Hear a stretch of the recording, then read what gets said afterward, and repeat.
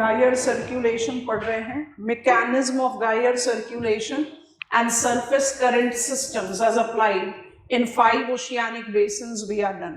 I've maintained my diagram of yesterday's class and this image we have taken as our support. Gaia circulation क्या है? Closed current system है. Closed current system which has got clockwise circulation in northern hemisphere and counterclockwise circulation in southern hemisphere. Regulate होता है prevailing wind के influence से. तो prevailing wind तो latitudinally purview करती हैं. So it becomes very evident when I take NCERT definition and I have emphasized on it and we have proved कि हमारे definition of Gaia circulation में planetary wind का इतना prominence क्यों है? Movement of surface current system in a particular direction throughout the year in the influence of planetary wind. ऐसा क्यों? क्योंकि I have Nansen effect which is making polar water move towards northeast in northern hemisphere or east in southern hemisphere. I take boundary currents. अगर trade wind नहीं होती तो waste boundary current नहीं होती, अगर वेस्टर्लीज नहीं होता तो ईस्ट बाउंड्री करंट नहीं होता. मतलब आपके गायर सर्कुलेशन के जो कंस्टिट्यूएंट्स को समझने के लिए उन्हें 4 पार्ट में डिवाइड किया था या 2 में किया था, open oceanic and boundary current. उसमें कम से कम 3 प्रिवेलिंग विंड्स से रेगुलेट करती हैं. इसलिए हमारे डेफिनेशन में प्रिवेलिंग विंड्स का बहुत प्रोमिनेंस है. I think that makes sense also. When we try to apply Gaia circulation, तो मेरे पास 5 ओशियानिक बेसिन्स हैं जिसमें ये अप्लाई होता है. अब यहाँ टर्म बेसिन्स हम यूज करते हैं to denote northern and southern. Climatology पढ़ते समय हमने जज किया था इंडियन ओशन का जो नदर्न बेसिन है वो ओपन नहीं है. Due to continentality of northern Indian Ocean basin, exceptional bent of ITCZ is experienced. Visible here. जब आप जस्टिफाई करते हो northern Indian ocean basin to not be the open ocean, तो पहले पॉइंट पर क्योंकि गायर सर्कुलेशन को ओशंस में होना चाहिए, so I have it in north south Pacific, I have it in north south Atlantic and I have it in southern Indian ocean. Arctic और सदर्न ओशन में क्यों नहीं है? क्योंकि वो लैटिट्यूडनल नहीं है. लैटिट्यूडनल एक्सटेंशन होगा तब तो अपना गायर सर्कुलेशन डेवलप करेंगे. आर्कटिक ओशन में I do have Norwegian current, Antarctic ocean में I do have circum Antarctic drift, लेकिन अपना गायर सर्कुलेशन नहीं हो सकता. लॉन्जिट्यूडनल वाटर्स हैं ये दोनों. तो गायर सर्कुलेशन 5 वाटर बॉडीज में होती है और ये 5 वाटर बॉडीज के जो गायर सर्कुलेशन के कॉन्स्टिट्यूएंट हैं वो west boundary, east boundary current and equatorial and polar water है. सो ये रेपिटेटिव है. अब आपने मान लीजिए you have encountered a question which is asking to write what is the spatial pattern of Gaia circulation. तो आप brief details of what is Gaia circulation उसका इस तरह का डायग्राम बनाकर एग्जामिनर को गायर सर्कुलेशन का पैटर्न दे सकते हो.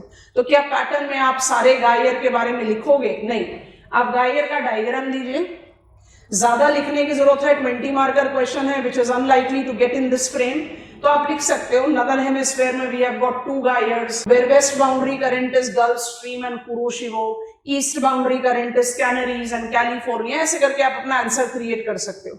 लेकिन more important things are what we are now willing to take. इसमें हम 3 पॉइंटर्स 1 बाय 1 पिकअप करेंगे.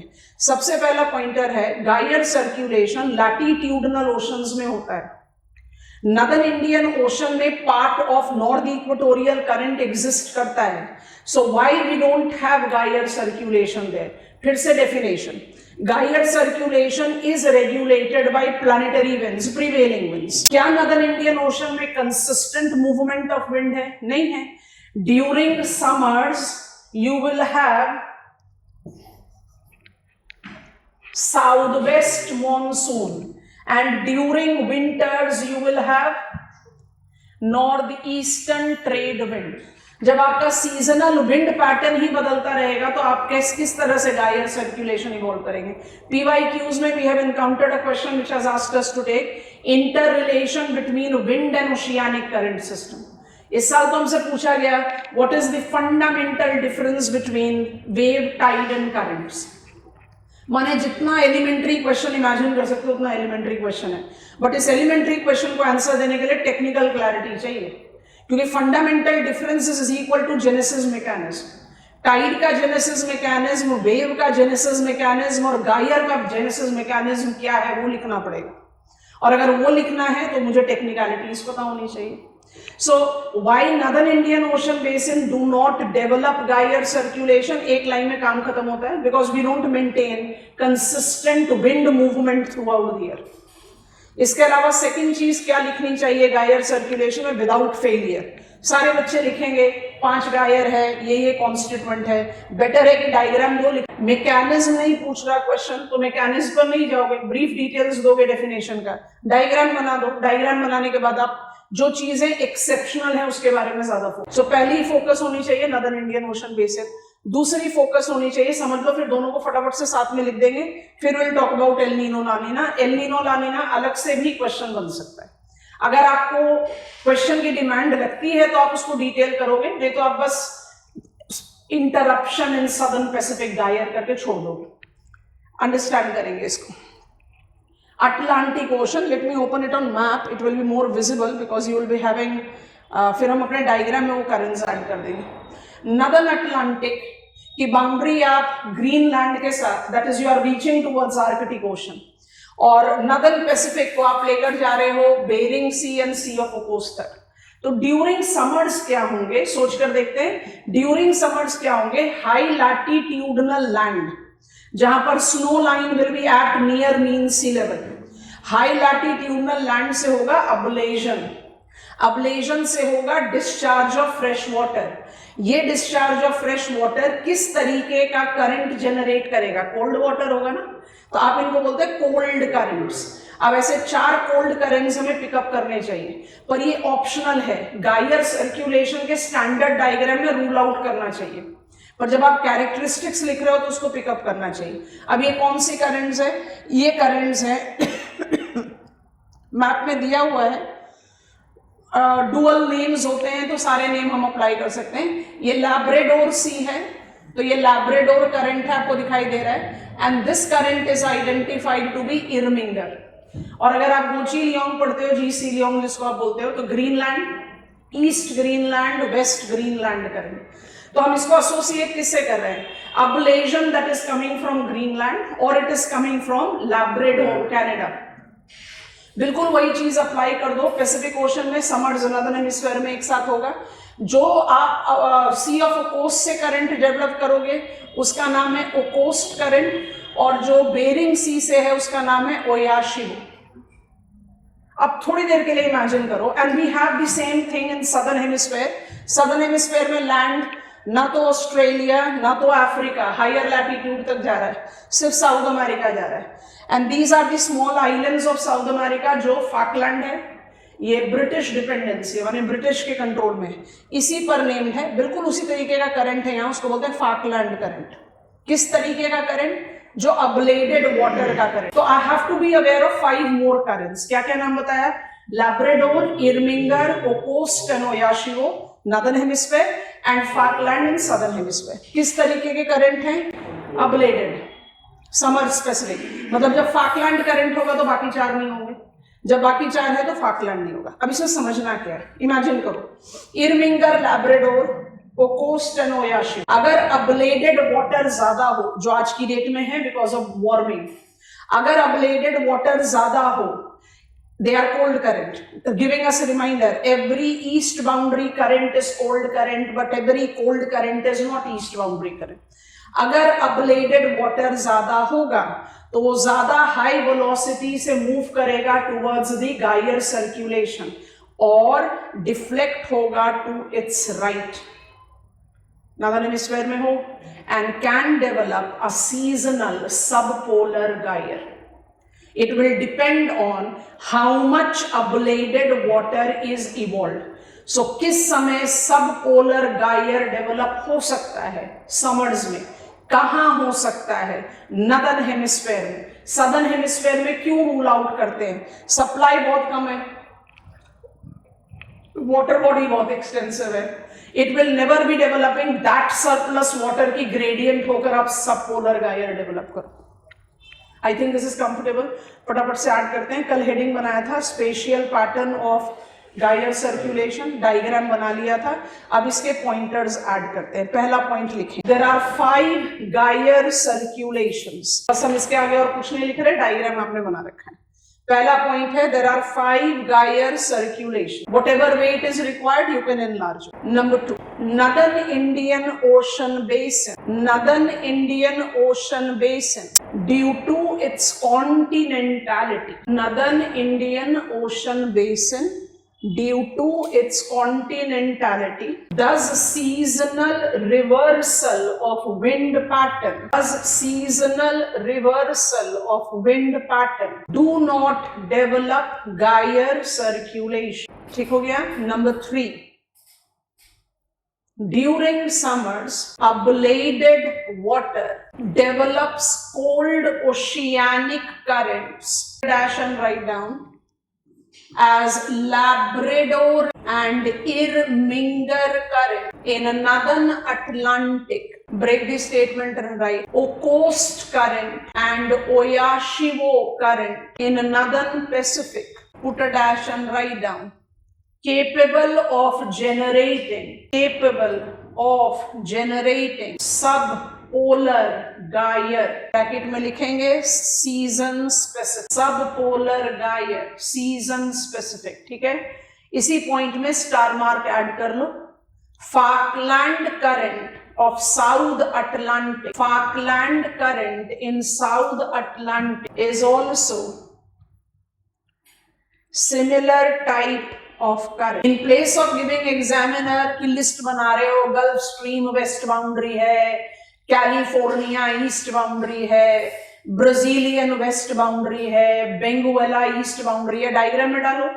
मान लो कि क्वेश्चन ही ऐसा मिलता है कि आपको गायर सर्कुलेशन ऑफ अटलांटिक ओशन लिखना है, तो कंटेंट बिल्डिंग के लिए 10 मार्क का क्वेश्चन है, तो बड़ा ब्रीफ गायर सर्कुलेशन का मैकेनिज्म बता दो और फिर अटलांटिक ओशन का डायग्राम क्रिएट करके फिर आप नाम लिखो. अगर आपसे पूछ रहा है what is spatial pattern of gyre circulation of world, तो आप ब्रीफ मैकेनिज्म ऑफ गायर पूरा डिटेल्स में नहीं लिखेंगे. जैसे सिमिलरली अब मुझसे क्वेश्चन पूछ लिया what is the mechanism of development of gyre circulation, तो मेरा पूरा focus of answer to the tune of 85% of my content किस पर होगा कि what is gyre circulation and how it evolves. Conclude करते समय हम डायग्राम बनाकर बता देंगे कि भाई there are 5 gyre circulation, full stop.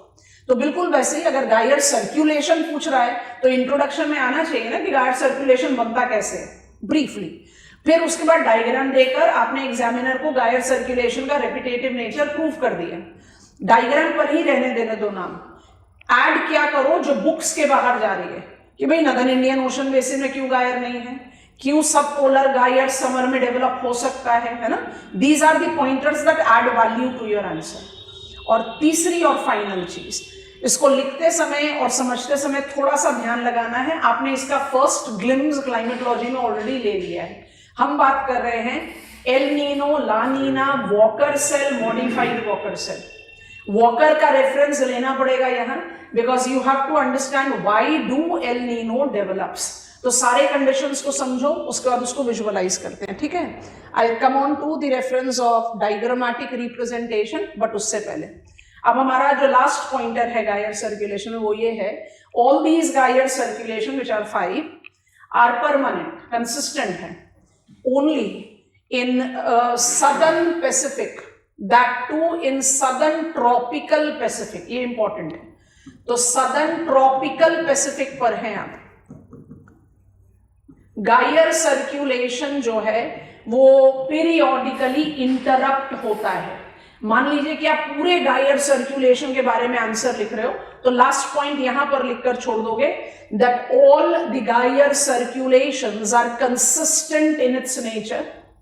They work as advective movement. Heat budget recall करो. They work as advective movement transporting heat between the latitude, maintaining latitudinal heat budget, full stop. El Nino La Nina पर question आएगा तो आपको शुरू कहां से करना है. El Nino La Nina, El Nino specially is related to periodic interruption in southern tropical Pacific gyre. अब जैसे ही हम ये डेफिनेशन रीड करते हैं तो हमारे दिमाग में कहीं आ जाता है कि पेरुवियन करंट को मुझे रिप्लेस कर देना है वार्म वाटर से, बट एल नीनो का मतलब सिर्फ ये नहीं होता. तो अब मैकेनिज्म को विजुअलाइज करो, बहुत ध्यान से विजुअलाइज करो, उसके बाद फिर हम इसका टेक्निकलिटीज डेवलप करते हैं. हम इसको last pointer of our gyre circulation बनाएंगे एज एन ऑप्शनल, और सब हेडिंग भी बनाएंगे El Nino and La Nina, we want to learn it, ठीक है। हम इस डायग्राम को आपके सामने खुला छोड़ रहे हैं, जो जो चीजें बोल रहे हैं उसको ध्यान से सुनो, आप अपने आप विजुअलाइज कर पाओगे, उसके बाद अगर कंटेंट बिल्ड की रिक्वायरमेंट है तो we can do it. El Nino का इंडेक्स है, इसको बोलते हैं El Nino 1 2 3 4, and I will be talking about all those 4 indexes. तो एल नीनो किसी भी फॉर्म में हो, 1.0 हो, 2.0 हो, 3.0 हो, 4.0 हो, ये मॉनसून को तो एडवर्सली इन्फ्लुएंस करेगा जो आप क्लाइमेटोलॉजी में पढ़ चुके हो, लेकिन क्या हर एल नीनो गायर सर्कुलेशन को इन्फ्लुएंस करेगा, ये समझना है। तो सबसे पहले ये समझें कि एल नीनो बनता क्यों है। Now you are comfortable with that every east boundary current is cold. Pacific के बारे में बात करनी है कि नेचुरली पैसिफिक में ही एल नीनो इवॉल्व होता है। तो एल नीनो इवॉल्व होने के पीछे रीजन क्या है? पहला रीजन क्लाइमेटोलॉजी में भी बताया था, दोबारा बता रहे हैं, हर स्टेप को अप्लाई कर रहे हैं ताकि कोई कंफ्यूजन नहीं रहे। Pacific is largest ocean of the world. Pacific is रफली triangular ocean of the world.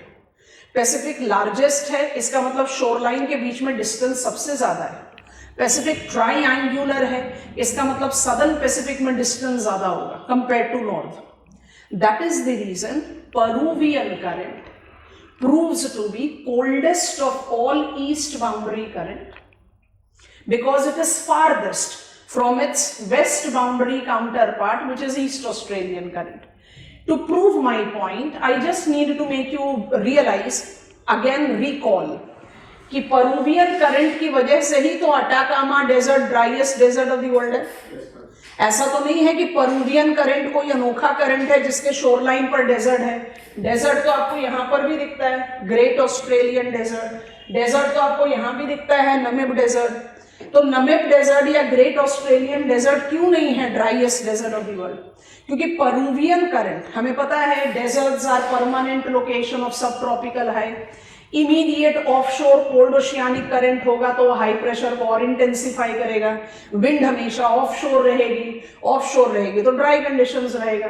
Peruvian current being coldest of all east boundary current intensifies that high pressure immense. इस इमेंस हाई प्रेशर के intensification से ये Atacama desert, the driest desert of world, develop करती है। तो ये तो मुझे जस्टिफिकेशन दे रहा है कि भाई हाँ पेरुवियन कोल्डेस्ट हो सकता है। अब अप्लाई करो अपनी नॉलेज ऑफ टी डायग्राम। अगर सरफेस वाटर कोल्डेस्ट है तो पिक्नोक्लाइन वाटर वार्मेस्ट होगा, और वार्मेस्ट ट्रॉपिकल जोन में होगा। वार्मेस्ट वाटर बहुत स्ट्रांगली अपवेल करता है। कल आपको characteristics of east boundary current बताया था। ईस्ट बाउंड्री करंट्स जो होती हैं वो शैलोअर होती हैं। क्यों होती हैं? क्योंकि उनके पिक्नोक्लाइन लेवल पर यू हैव वार्म वाटर, और वार्म वाटर हमेशा अपवेल करता है। पेरुवियन बीइंग कोल्डेस्ट, उसका तो वार्म वाटर या पिक्नोक्लाइन वाटर बड़ा स्ट्रांगली अपवेल करता होगा। इसका मतलब पेरुवियन करंट तो shallowest of all east boundary current होगा। दो एडजेक्टिव हो गए। Peruvian is coldest of all east boundary current, thus it is shallowest of all east boundary current. तीसरा, being coldest, it develops maximum weather contrast between the two shoreline. Strong offshore winds from here and onshore winds here. वो होगा हर oceanic setup में, but यहाँ very strong, तभी तो Atacama driest desert of the world है। अब apply करते हैं। नॉर्मली पेरुवियन शोर से ट्रेड विंड्स मूव करती हैं टुवर्ड्स ऑस्ट्रेलिया। अगर हम एनसीआरटी को पिकअप करें तो Tahiti, Darwin, I want to take it much easier as Australia and Papua New Guinea. Wind चलेगी offshore from Peruvian coast and is on shore in Papua New Guinea and Australia. Atacama will be dry, Australia, Papua New Guinea will be wet. पहला condition है dry and wet. दूसरा condition है wind is offshore from here and wind is getting on shore to Australia. दोनों चीजों को apply करो। Peruvian शोर पर वाटर लेवल रिसीड करता है और Australian and Papua New Guinea शोर पर वाटर लेवल राइज करता है। आपको इमेजिन करना है water gradient in the presence of normal condition. जब पेरुवियन कोस्ट पर पेरुवियन करंट है और ऑस्ट्रेलियन कोस्ट पर आपका east Australian, that is west boundary current है। Temperature contrast between the two boundary currents being maximum, Strong offshore winds from Peruvian coast creates dry condition there and wet condition in Australia, Papua New Guinea. Offshore wind and dry condition recedes the water level of the coast of Peru. Onshore wind and wet condition enlarges, heightens, increases, piles up water. It creates water gradient in tropical Pacific. इस water gradient से trigger होता है warm water movement towards Peruvian shore. It is very slow. Satellite imageries prove कि जो Australian shore से ये warm water ट्रेवर्स करना शुरू करता है, ये 9 से 10 महीने ले लेता है पेरुवियन शोर पहुंचने के लिए. उस पर भी कोई गारंटी नहीं है कि वो पहुंचेगा. इन बिटवीन वो डाई आउट भी हो सकता है. अब आप पूछोगे ये स्लो क्यों है? पहला स्लो का reason size of Pacific ocean है. दूसरा स्लो का हम विजुअलाइज करने के लिए तो ऐसे करते हैं वाटर ग्रेडियंट, पर ये माउंट एवरेस्ट मरियाना ट्रेंच थोड़ी ना है, बिल्कुल माइनर वाटर ग्रेडियंट है, तो ऑटोमेटिकली मूवमेंट स्लो होगा. साइज है, वाटर ग्रेडियंट वीक है, इसलिए स्लो होगा. And third factor, you are moving opposite to the movement of prevailing wind, तो इसको तो स्लो होना ही है. ये स्लो मूवमेंट जैसे जैसे प्रोपोगेट करता है ट्रॉपिकल वाटर में from Australian shoreline to Peruvian shoreline, इस प्रोपोगेशन को बोलते हैं एल नीनो 1, जो more near Australian shore, not at Australian shore. Australian shore से प्रोपोगेट करना शुरू हो गया. एल नीनो 1, एल नीनो 2 जब आप ऑलमोस्ट सेंट्रल पैसिफिक में हो, एल नीनो 3 जब आप पहुंच गए टुवर्ड्स एल्बेट्रॉस रिज, और El Nino 4 when you have reached Peruvian shore. अब अप्लाई करो जो नॉलेज शुरू में डेवलप करी. वार्म वाटर पहुंच गया Peruvian shore. Peruvian current is shallowest of all east boundary current. Surface पर वार्म वाटर, स्ट्रॉन्ग अपवेल. कुछ समय के लिए पेरुवियन करंट डिस्प्लेस हो जाता है with warm water called El Nino. Peruvian current exist करेगा यहां पर भी प्लेस होगा. क्या कैसे बना एल नीनो?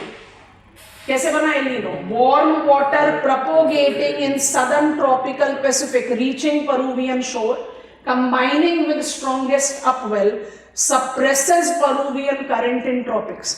एल नीनो इतना वार्म वाटर है कि वो वॉकर सर्कुलेशन को रिवर्ट कर देगा. जो आइडियली ड्राई था अब वो वेट हो जाएगा, जो आइडियली वेट था वो अब ड्राई होने लगेगा. ये सोलोफस. तो क्या होगा? रिवर्सल. वाटर लेवल अब कैसे करेगा? पेरुवियन शोर पर राइज करेगा और ऑस्ट्रेलियन पर रिसीड करेगा. समझ में आ रहा है? यही सी सॉ वाटर लेवल का भी सदर्न ऑसिलेशन कहलाता है. जब क्लाइमेट पढ़ते हो तो ज्यादा फोकस किस पर रखते हो? Trade wind, weaker trade wind, Walker cell, modified Walker cell. अब आप ओशियानोग्राफर हो तो आपका मेन फोकस किस पर है? वो वाटर मूवमेंट पर. तो वाटर पहले मूव कर रहा था warm water tongue from Australia to Peru. अब कंडीशन रिवर्स हो गई. एल नीनो बनने से क्या हो गया? पेरुवियन शोर वेट हो गया, Australian shore line with Papua New Guinea dry हो गया. तो अब क्या होगा?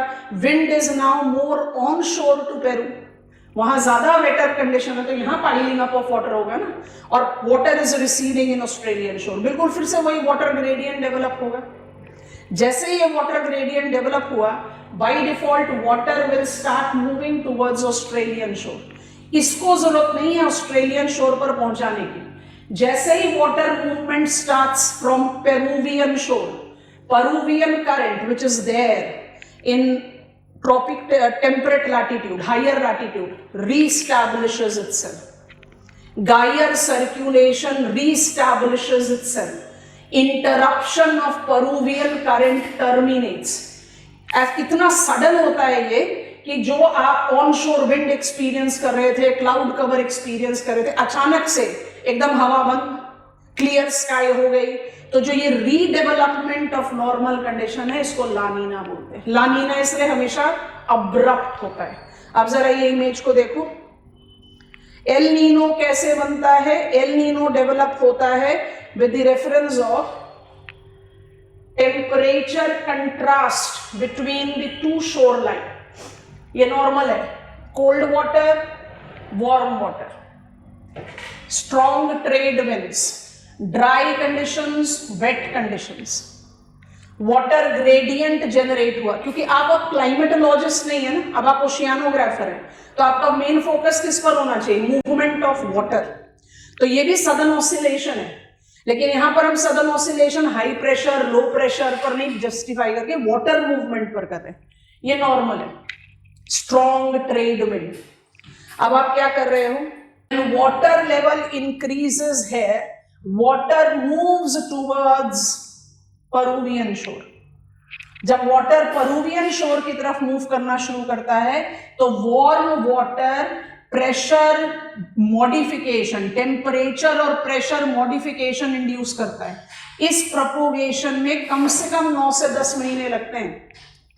तो इस 9 से 10 महीने में क्या होता है, रफली है El Nino 1.0, El Nino 2.0, El Nino 3.0 and El Nino 4.0। 4.0 माने गायर सर्कुलेशन इंटरप्ट हुआ, बट वॉकर सेल तो हर केस में इंटरप्ट, वॉकर सेल तो हर केस में इंटरप्ट हो रहा है। खुद से देखो इसको, ऑस्ट्रेलियन शोर दिखाई दे रहा है, पेरुवियन शोर यहां पर है। आपने वॉकर सेल इधर राइज के बजाय आप सेंटर में राइज करा रहे हो, इसको आप रफली क्या डिमार्केट कर सकते हो, एल नीनो 2.0। ये पेरुवियन करंट को नहीं इंटरप्ट कर रहा, लेकिन ट्रेड विंड्स को इंटरप्ट कर देगा, इसलिए जानबूझकर ये वाला इमेज पिकअप किया है। आपको बात समझ में आ रही है कि नहीं? जैसे वार्म वाटर प्रोपोगेट करेगा फ्रॉम ऑस्ट्रेलियन शोर टू पेरुवियन शोर, आप उसको एल नीनो का प्रोपोगेशन बोलते हैं, इसलिए एल नीनो का इंडेक्स है। किस एल नीनो को आप गायर सर्कुलेशन का इंटरप्शन बताओगे, 4.0। हाउ डज इट इंटरप्ट गायर circulation? Peruvian current is coldest, have strongest upwelling, surface पर भी वार्म वाटर आ जाएगा तो कुछ समय के लिए पेरुवियन करंट सप्रेस हो जाता है, रिप्लेस्ड बाय वार्म वाटर। तो every El Nino influences trade winds thus monsoon, but every El Nino do not influence Gaia circulation. When El Nino, that is warm tropical water propagating from Australian shoreline to Peruvian shoreline, actually reaches Peruvian shoreline, then it interrupts Gaia circulation. I think this is visualized. फटाफट से point, next pointer बनाइए और उसके साथ लिख लीजिए L Nino La Neena. Pointers बना रहे हैं, जल्दी जल्दी लिख लो and it will be done. Gaia circulation characteristics number last. अलग से क्वेश्चन पूछा जा सकता है, इसलिए कंटेंट फुली डेवलप कर रहे हैं। अगर आप part and parcel of gyre circulation लिखोगे तो ब्रीफ लिखोगे। El Nino and La Nina. Point 1, gyre circulations are consistent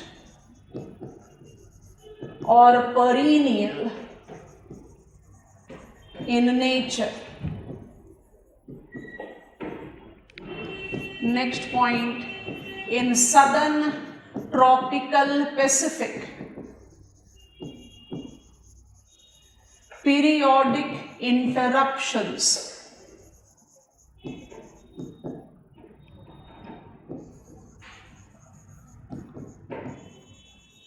are experienced.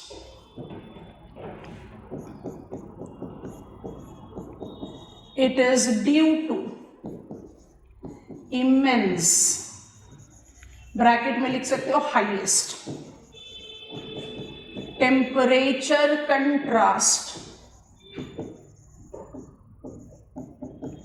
between the boundary currents. I am writing B and C.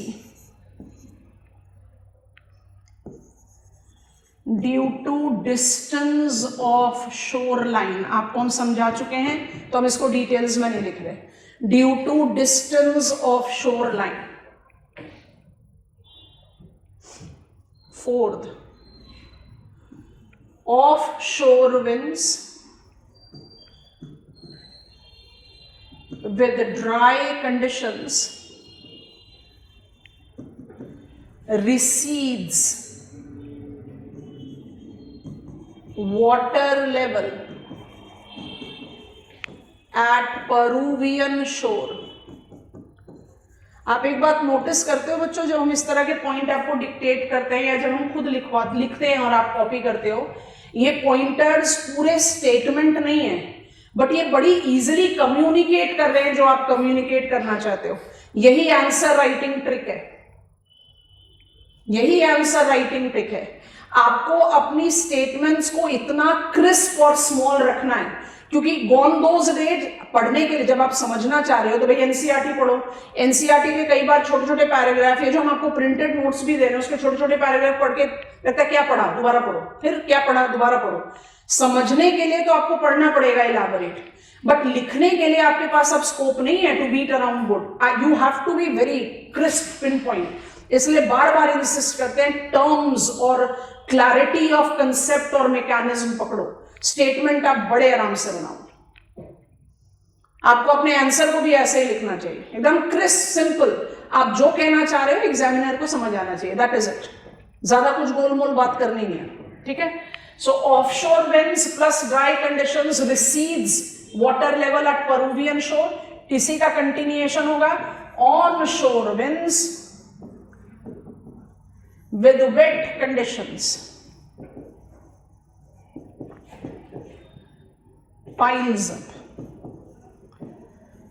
water at Australian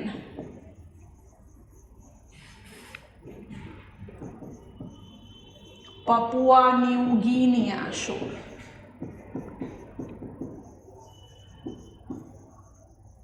ठीक है, what will happen?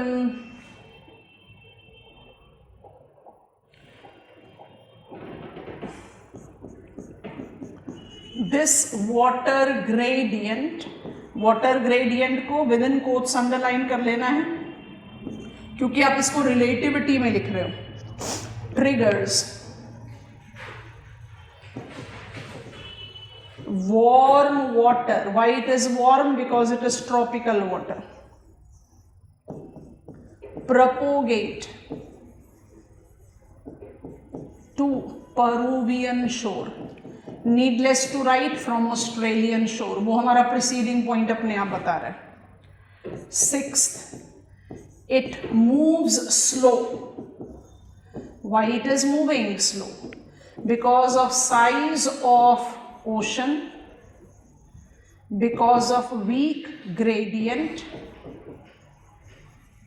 and because its movement is opposite to prevailing winds.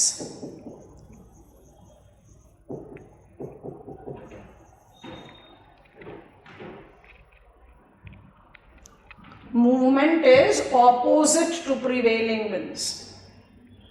ठीक है, slow movement बहुत जरूरी है बात करना, क्योंकि स्लो मूवमेंट के कंटेक्स्ट में ही तो फिर आप कहते हो, क्या कहते हो कि it generates index of El Nino. ये प्रोपोगेट कर रहा है स्लोली, 9 से 10 महीने लगाएगा पेरुवियन शोर पहुंचने में, कोई गारंटी नहीं है कि पहुंचेगा भी कि नहीं, इन बिटवीन खत्म भी हो सकता है बिल्कुल आराम से। इसकी वजह से it develops El Nino index. यहीं पर ही आप जज आउट कर लीजिए बहुत ध्यान से। एल नीनो इंडेक्स को आप 1.0, ये जानबूझकर ऐसे लिख रहे हैं, क्यों नहीं बिल्कुल वेस्ट पे 1.0 लिखा? क्योंकि of the coast of Australia नहीं होगा, डिस्टेंस बढ़ेगा तब होगा। 2 ऑलमोस्ट सेंटर ऑफ पैसिफिक होगा, 3 will be more towards east central, and जब 4 हो जाएगा it will be Peruvian current replaced by warm water। इससे पहले कुछ और लिखा जाए, आप बहुत आराम से ये बात समझ लो कि term El Nino is applied to denote tongue of, stream of warm water propagating in south tropical Pacific. El Nino का सिर्फ ये मतलब नहीं होता कि पेरुवियन करंट की जगह वार्म वाटर आ गया, वो 4.0 है बस। तो कोई भी एल नीनो वॉकर सेल को मॉडिफाई करेगा। अब क्लैरिटी आ गई वॉकर सेल की, चाहे 1.0 भी हो तो भी वो वॉकर सेल को मॉडिफाई कर देगा। तो ट्रेड विंड पर तो उसका डेट्रीमेंटल इफेक्ट 1.0 पर भी पड़ेगा, लेकिन अभी हम किस कंटेक्स्ट में पढ़ रहे हैं? गायर सर्कुलेशन परमानेंट होते हैं, बट पीरियोडिक इंटरप्शन हो सकता है। तो कब होगा? जब वो 4.0 है। I think you have understood. और अगर 4.0 हो गया तो फिर क्या होगा? Peruvian current will be replaced by warm water. Once it is replaced by warm water, reversal of weather conditions will be experienced. हमने सिर्फ weather conditions का reversal लिख दिया, ठीक है? What will happen the next? What will happen the next? Developed water gradient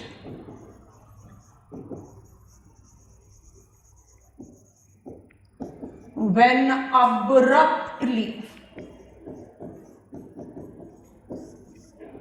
reestablishes, abrupt important term है यहाँ पर, reestablishes Peruvian current. It is called La Nina. El Nino और ला नीना का एटमॉस्फेरिक सर्कुलेशन के साथ बहुत स्ट्रॉन्ग रिलेशन है, इसलिए इसको हम हमेशा वॉकर सर्कुलेशन के साथ रिलेट करते हैं। आपसे एग्जामिनेशन में पूछ लिया एल नीनो ला नीना पर शॉर्ट नोट से लिखो, तब आप थोड़ी ना कहोगे कि ओशियानोग्राफी का क्वेश्चन है कि क्लाइमेटोलॉजी का क्वेश्चन है, तब आप वॉकर सर्कुलेशन के बारे में लिखो। हम नहीं लिख रहे क्योंकि हम तो अभी ओशियानोग्राफी पढ़ रहे हैं। क्लाइमेटोलॉजी में हमने Walker cell and modified Walker cell पढ़ लिया था। अब हम समझ गए कि एल नीनो डेवलप क्यों होता है और एल नीनो के डेवलपमेंट से गायर सर्कुलेशन क्यों इंटरप्ट हो सकता है। Are we comfortable class? El Nino is warm water moving across southern tropical Pacific. When it reaches Peruvian shore, it can interrupt gyre circulation, but once it is triggered, it will be modifying Walker circulation and thus will have detrimental effect on monsoon. तो जब आप answer लिख रहे हो गायर circulation की, तो इन points पर ज्यादा फोकस दो rather than giving examiner the list. शुरू में ही लिख दो ना, सारे वेस्ट बाउंड्री करंट वार्म है, लेस डेंस है, फास्ट मूविंग है, नैरो है, डीपर है, उनका कैरेक्टरिस्टिक लिख दिया, फिर डायग्राम में नाम दे ही दिया, फिर नाम की लिस्ट क्यों बनाओगे? उससे अच्छा ये लिखो तो ज्यादा बेटर कंटेंट डेवलप होता है। This is one type of current system done, gyre circulation done, mechanism हो गया, स्पेशियल पैटर्न हो गया, certain anomalies which can be there और deviations which can be there, वो भी हो गया। इंडियन ओशन में नहीं बनेगा, सब पोलर गायर सीजनली बन सकता है और गायर सर्कुलेशन पीरियोडिकली इंटरप्ट हो सकता है। सारी चीजें करना। अब जा रहे हैं थर्मोहलाइन सर्कुलेशन की तरफ, जिसमें एक बॉक्स आइटम क्रिएट करेंगे जो क्लाइमेट चेंज से एसोसिएट कर रहा है, अटलांटिक मेरीडियोनल ओवरटर्निंग सर्कुलेशन। फटाफट से हेडिंग बनाओ, थर्मोहलाइन सर्कुलेशन। हमने कल आपको फ्लो चार्ट दिया था। I have to go extremely back, but I think I can still give you. ये रहा, दो बताया था ना आपको, ओशियानिक करंट सिस्टम, ये हमने कर लिया। Oceanic current system is surface current system, gyre circulation. Now we want to go to deep current system which is thermohaline circulation. तो हेडिंग बन जाएगा हमारा थर्मोहलाइन सर्कुलेशन। थर्मोहलाइन सर्कुलेशन पहले ना एक कुछ पॉइंटर्स के बाद एक छोटा सा सिंपल सा डायग्राम बनाकर समझाएंगे और उसके बाद आप उसको बड़े आराम से विजुअलाइज करो, फिर हम आपको कन्वेयर बेल्ट का मैप दिखाएंगे। Thermohaline circulation, quick pointers. It is subsurface current system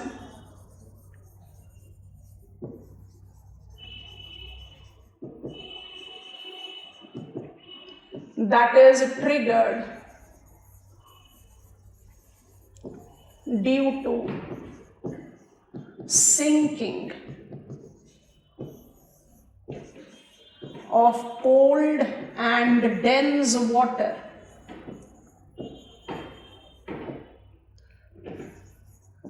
of colder region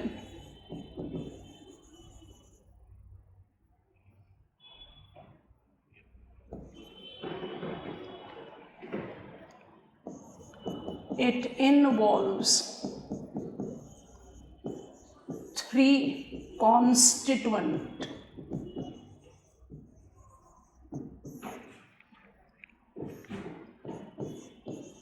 downwelling,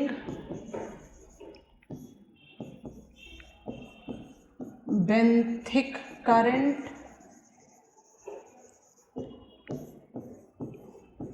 and upwelling. Downwelling, benthic current and upwelling. इसी के साथ में हम एक छोटा सा डायग्राम बनाकर आपको समझाने की कोशिश करते हैं। हम लैटिट्यूडनल परव्यू नहीं ले रहे, हम सिर्फ एक बेसिक डायग्राम बना रहे हैं, फिर आपको मैप दिखाएंगे। Global conveyor belt as diagram examination में बनाना थोड़ा डिफिकल्ट टास्क है, बट जो डायग्राम हम बना रहे हैं वो आप एग्जामिनेशन में बना सकते हो। सो हमें पता है कि वाटर को हम 3 लेयर्स में डिवाइड कर सकते हैं। यहाँ पर डेंसिटी, सैलिनिटी, टेम्परेचर सबके बारे में बात हो रही है। तो डाउन वेल क्या है? सरफेस की रिक्वायरमेंट नहीं है, इसलिए सरफेस को ज्यादा फोकस नहीं कर रहे हैं। हमें डीप वाटर का मूवमेंट लेना है। छोटा सा एरिया लिया है, इमेजिन करते हैं that we are making down well at this edge. मतलब आप समझ लो ये आप किसी कोल्डर एरिया पर हो। डाउन वेल क्यों हो रहा है और डाउन वेल किसके साथ एसोसिएट कर रहा है? Down well is colder area में कंडक्शन इज द प्रोसेस जिससे सरफेस वाटर अपना हीट लूज आउट कर रहा है एटमॉस्फेयर में। हीट लूज आउट करेगा तो ऑटोमेटिकली कोल्ड हो जाएगा। कोल्ड होकर वो बाई इटसेल्फ डेंस होता है। अगर वो फ्रोजन हो गया तो सॉल्ट उसके नीचे इकट्ठा हो रहा है, उससे और ज्यादा डेंस होगा। So such cold and dense water tend to sink. तो डाउनवेलिंग क्या है? Downwelling is the sinking of cold and dense water as process of conduction. कौन से, हमें टिपिंग पॉइंट के बारे में बात करना है तो इंपॉर्टेंट है। As process, let it be singular, process of conduction make water lose heat, it becomes cold and it start sinking. अब ये जो सिंक है इसको आपने कैसे विजुअलाइज करना है? इसको आपने ऐसे विजुअलाइज करना है। सिंकिंग इज, क्योंकि हमें इसको आपको अपवेल दिखाना है इसलिए हम यहां कर रहे हैं। Sinking is via pycnocline, via this is pelagic, from pelagic via pycnocline to benthic, or it can be pycnocline to benthic। तो मतलब आप तीनों वाटर लेवल को लेकर चल रहे हो। गायब सर्कुलेशन में आप सिर्फ सरफेस वाटर को लेकर चल रहे हो। So my cold and dense water is a downwelling. Downwelling का benefit क्या होगा? Downwelling facilitates nutrient supplies to the benthic zone, dissolved oxygen supplies to benthic zone, vertical mixing of salinity and temperature। तो automatically ये habitat regulator है। Habitat regulator है। क्यों? क्योंकि ये वर्टिकल मिक्सिंग कर रहा है ना, from pelagic via pycnocline to benthic या फ्रॉम pycnocline टू बेंथिक। तो आपको पता है फोटिक में बायोडाइवर्सिटी ज्यादा है, फोटिक में you have more nutrient, photic में यू हैव डिसॉल्व्ड ऑक्सीजन। तो यहाँ के जो डेड डेट्रिटस है that acts as food resource for the benthic dweller. तो it is maintaining benthic habitat with supply of dissolved oxygen. It facilitates vertical mixing of ocean water. पर ये कितना Swift है वो भी थोड़ी देर बाद जज करते हैं। अब जब जो डाउनवेल वाटर है जब वो बेंथिक जोन पर पहुंच गया, pycnocline को आप मैक्सिमम किस डेप्थ तक ले जा सकते हो? 1500, मैक्सिमम 1500 है और ओशन का डेप्थ है 4000। तो आप 1500 से 4000 मीटर को इमेजिन करो और इमेजिन करके सोचो कि अब मुझे यहाँ पर कॉन्स्टिट्यूएंट नंबर 2 लेना है। It is benthic current. अब बेंथिक करंट 1500 मीटर से नीचे के डेप्थ में कहीं पर भी हो सकता है। क्वेश्चन अराइज करता है कि बेंथिक करंट मूव ही क्यों करेगा?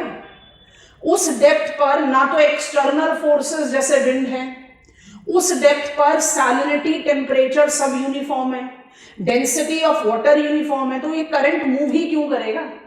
ये इतना स्लो मूविंग करंट है that it takes 1000+ year to move certain degrees of latitude। कहने का मतलब benthic current is non-existing current in terms of human life। अगर आप ह्यूमन लाइफ के कंसिडरेशन में देखोगे, there is no current called benthic current. ये जियोलॉजिकल टाइम रेफरेंस के लिए इंपॉर्टेंट करंट है। I think you are convinced. Benthic current इतना स्लो मूविंग करंट है, and why it is slow? किस रीजन से मूव करेगा वो? मूव करने के लिए उसके पास कोई रीजन ही नहीं है, but it moves and it moves very slowly.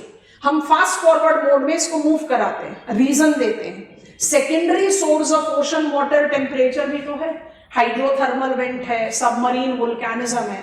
मान लीजिए कि हम ऐसे ही किसी एक एरिया में हैं जहां मेरे पास हाइड्रोथर्मल वेंट है या मेरे पास सबमरीन वोल्केनिज्म है, and we have got warm conditions है, माने बेंथिक थर्मोक्लाइन है, तो मेरे पास एक रीजन है ना कि यह मूव करेगा।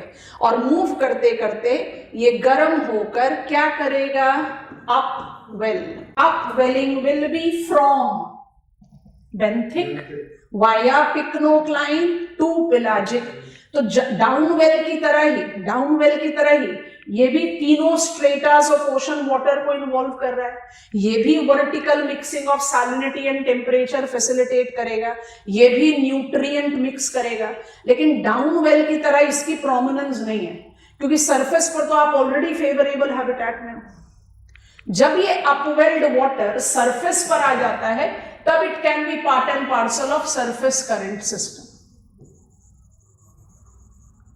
और सरफेस मूवमेंट को आपने कैसे विजुअलाइज करना है, ध्यान से देखो। सरफेस पर आ गए, कोल्ड वाटर यहां से सिंक करेगा, वार्म वाटर उसको फिलअप करने के लिए दौड़ेगा, वो गर्म ठंडा हो गया वो सिंक करेगा, और इस तरह से सर्कुलेशन चलता है।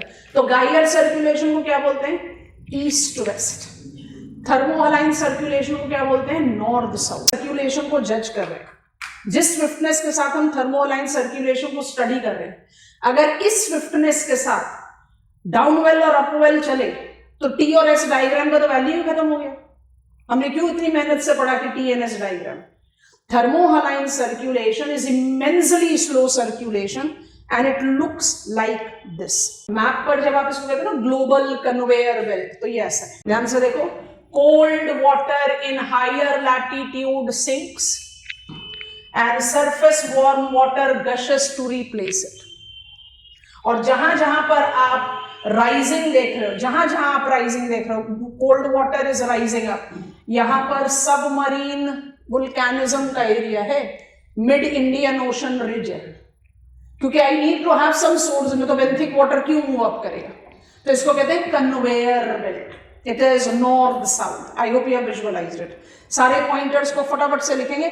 ये डायग्राम भी आप एग्जामिनेशन में बना सकते हो, जैसे हमने ग्रिड बनाकर गाइड सर्कुलेशन बना दिया, पर मेरे ख्याल से समझने के लिए और जब आप रिवीजन पर आओगे तो ये ज्यादा बेटर है। सारी चीजें जो कुछ आपको लिखना है फटाफट से लिखकर हमें गो अहेड दें। आई think you have visualised. Global conveyor belt, इसको क्या बोलते हैं? लिक्विड विंड, ये नाम भी लिख देते हैं।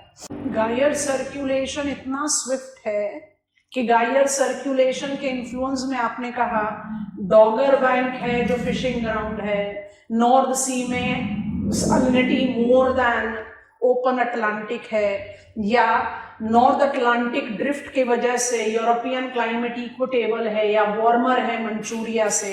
आज की डेट में तो मर्चेंट वेसल्स बहुत सोफिस्टिकेटेड है, लेकिन जब global trade via sea lines of communication शुरू हुआ था, just to prove my point, तब हम मर्चेंट वेसल्स को एक्चुअली नेविगेट कराते थे in accordance to the movement of the current, ताकि हम आसानी से मूव कर सकें from. So Gulf stream was the reason कि आपका नॉर्थ अटलांटिक ट्रेड रूट इतना सक्सेसफुली इंप्लीमेंट हो सका और काफी लंबे समय तक, आज की डेट तक भी आप काउंट करते हो one of the major trade routes of the world.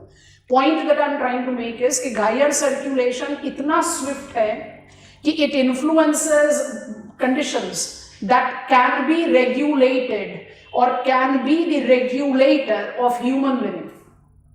थर्मोहलाइन circulation इतना स्लो है कि ये ह्यूमन लाइफ के कंपैरिजन में नॉन एग्जिस्टेंट है, ये एग्जिस्ट नहीं करता हमारी लाइफ के हिसाब से, बट ये इतना इंपॉर्टेंट है कि ये जियोलॉजिकल टाइम परव्यू में प्लैनेट अर्थ के हीट बैलेंस और प्लैनेट अर्थ के हैबिटेट को रेगुलेट करता है।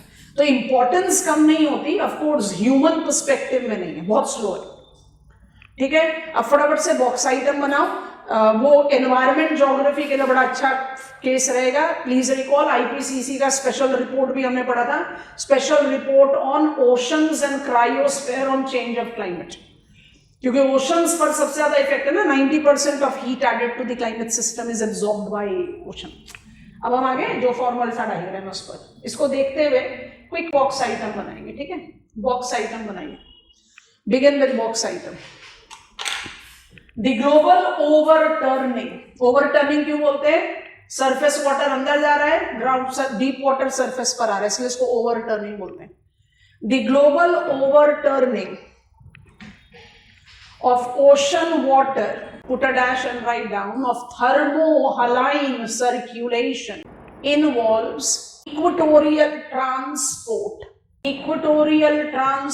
of cold deep waters and poleward transport of warm near surface water. Next pointer, this movement creates a net poleward transport of heat that with the atmosphere establishes global or regional climates taking thousands of years. Next point is a star mark pointer. Atlantic meridional overturning circulation.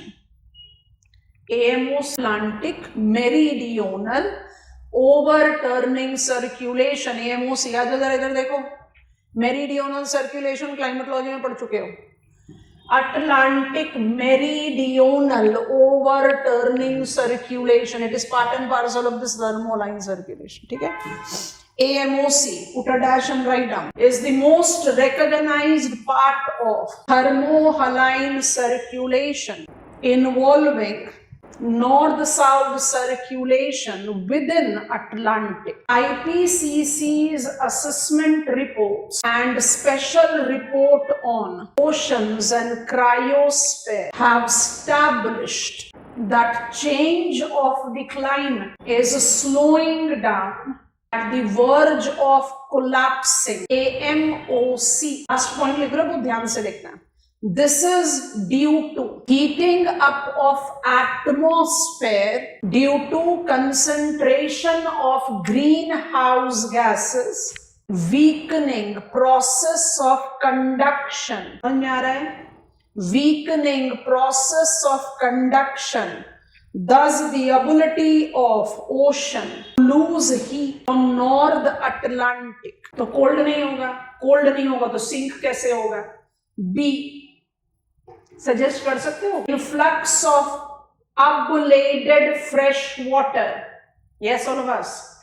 Influx of ablated fresh water, decreasing water density. क्या होगा? We have reached tipping point. ये जो dramatic change है, इसको बोलते हैं tipping point. Tipping point मतलब collapse के बिल्कुल कोने में बैठे हुए हो। ये कोने में बैठे हुए शायद हमारे एक्सट्रीम वेदर कंडीशंस को थोड़ा और एक्सट्रीम कर देगा, सर्कुलेशन ऑफ विंड पैटर्न को ऑल्टर कर देगा, लेकिन इसका जो इफेक्ट रहेगा, जिसको हमने ऑलरेडी एसोसिएट किया ना, we are inching closer towards 6 mass extinction, क्योंकि थर्मोहालाइन सर्कुलेशन का इन्फ्लुएंस हमारे लाइफ में शायद इतना स्ट्रांग नहीं हो, पर क्योंकि हमने बड़े स्ट्रांगली, बड़ी ड्रास्टिकली और बड़ी स्विफ्टली इसको मॉडिफाई कर दिया है, तो इसके इन्फ्लुएंस से हमने भी नहीं बचने वाले। क्योंकि जो वेदर इफेक्ट का इफेक्ट आएगा, पैटर्न ऑफ प्रेसिपिटेशन का चेंज आएगा, उसका इन्फ्लुएंस तो हमारे ऊपर भी आएगा। बट इमेजिन करो ये ओवरटर्निंग सर्कुलेशन खत्म ही हो जाए, तो it by default will have dramatic effect not just on whether system, पूरा का पूरा हैबिटेट। तो AMOC का जो टिपिंग पॉइंट है या जो ओवरटर्निंग सर्कुलेशन का मॉडिफिकेशन है, that is one of the far reaching examples of habitat destruction. H लिख सकते हो जब आप लिख रहे हो CBD, H as induced by humans, क्योंकि हम हैबिटेट डिस्ट्रक्शन में उस लेवल पर जब पढ़ रहे थे तब क्या बोल रहे थे? पेड़ काट दो, आर्बोरियल की आपने हैबिटेट खत्म कर दिया, पोल्यूशन बढ़ा दो, आपने एक्वाटिक का हैबिटेट डिस्ट्रक्ट कर दिया। AMOC भी तो हैबिटेट डिस्ट्रक्ट करेगा। From pelagic via pycnocline to benthic, habitat में आप पेलाजिक बेंथिक यूज करते हो, पिक्नोक्लाइन नहीं करते, क्योंकि आपने पेलाजिक ही epi meso bathy and abyssal pelagic कर रखे। So that is how you can apply. Box को बंद कर दो। जब थर्मो अलाइन सर्कुलेशन लिख रहे हो तो AMOC का मॉडिफिकेशन नहीं लिखोगे, पर जब पढ़ा थर्मो अलाइन तभी तो समझेंगे ना कि AMOC क्या है। Are we comfortable? ध्यान से सुनेंगे। ओशन वाटर मूवमेंट क्वेश्चन है तो करंट भी आएगा, टाइड भी आएगा, वेव भी आएगा। ओशन करंट सिस्टम क्वेश्चन है तो गायर सर्कुलेशन भी आएगा, थर्मो हलाइन भी आएगा। गायर सर्कुलेशन क्वेश्चन है तो थर्मो हलाइन नहीं आएगा, थर्मो हलाइन क्वेश्चन है तो गायर नहीं आएगा। बस इन पॉइंट्स को दिमाग में रखना है। इसलिए हमने शुरू किया ओशन वाटर मूवमेंट से, जिसमें हमने एक ब्लॉक को कवर कर लिया। अब हम जा रहे हैं दूसरे ब्लॉक की तरफ। We are learning now tides. Are you giving me go ahead? Tides एक वो स्टडी है हमारे ज्योग्राफी में जो काफी इलाबोरेटली हमें ले जाती है सेलेस्टियल स्टडीज में, है ना। तो ये इंटरेस्टिंग भी है और थोड़ा सा ट्रिकियर भी है। तो हम टाइड्स को कैसे पढ़ें?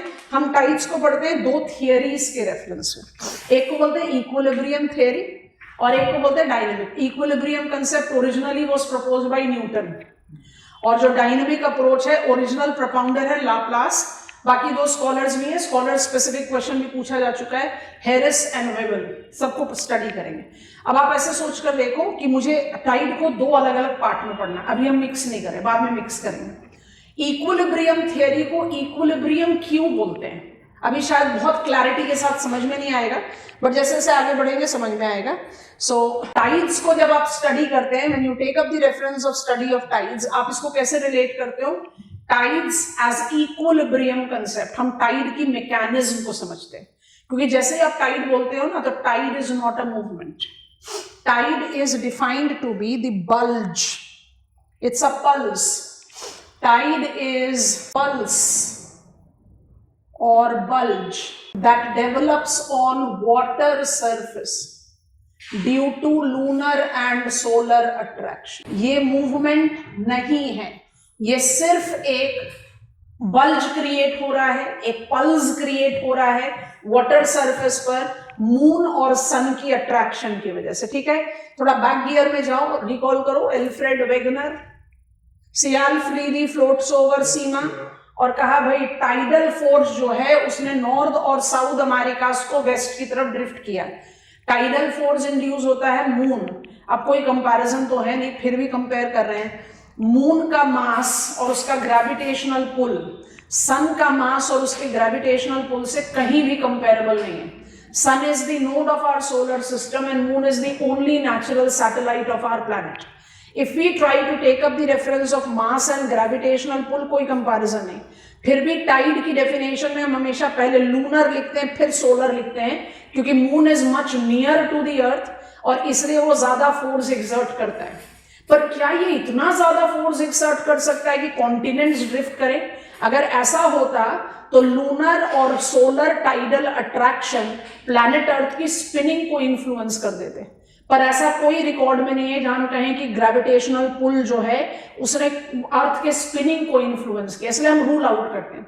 हमने पोल फ्लक्स फोर्स और टाइडल फोर्स को अनरियल फोर्स नहीं कहा, सिर्फ ये कहा कि they are not capable to facilitate drift of the continent. ठीक है, तो टाइड अगर मूवमेंट नहीं है तो हमारी मूवमेंट की लिस्ट में क्या कर रहा है? इसलिए टाइड को ना दो पार्ट में स्टडी करना है, बिल्कुल क्लियर कट दो पार्ट में करना है। अभी हम किस कंटेक्स्ट में पढ़ रहे हैं? हम अभी पढ़ रहे हैं टाइड को एज इक्विलिब्रियम कंसेप्ट या अप्रोच कहिए, जो ओरिजिनली प्रोपाउंडेड था Newton, and it gives you the understanding of tidal mechanism।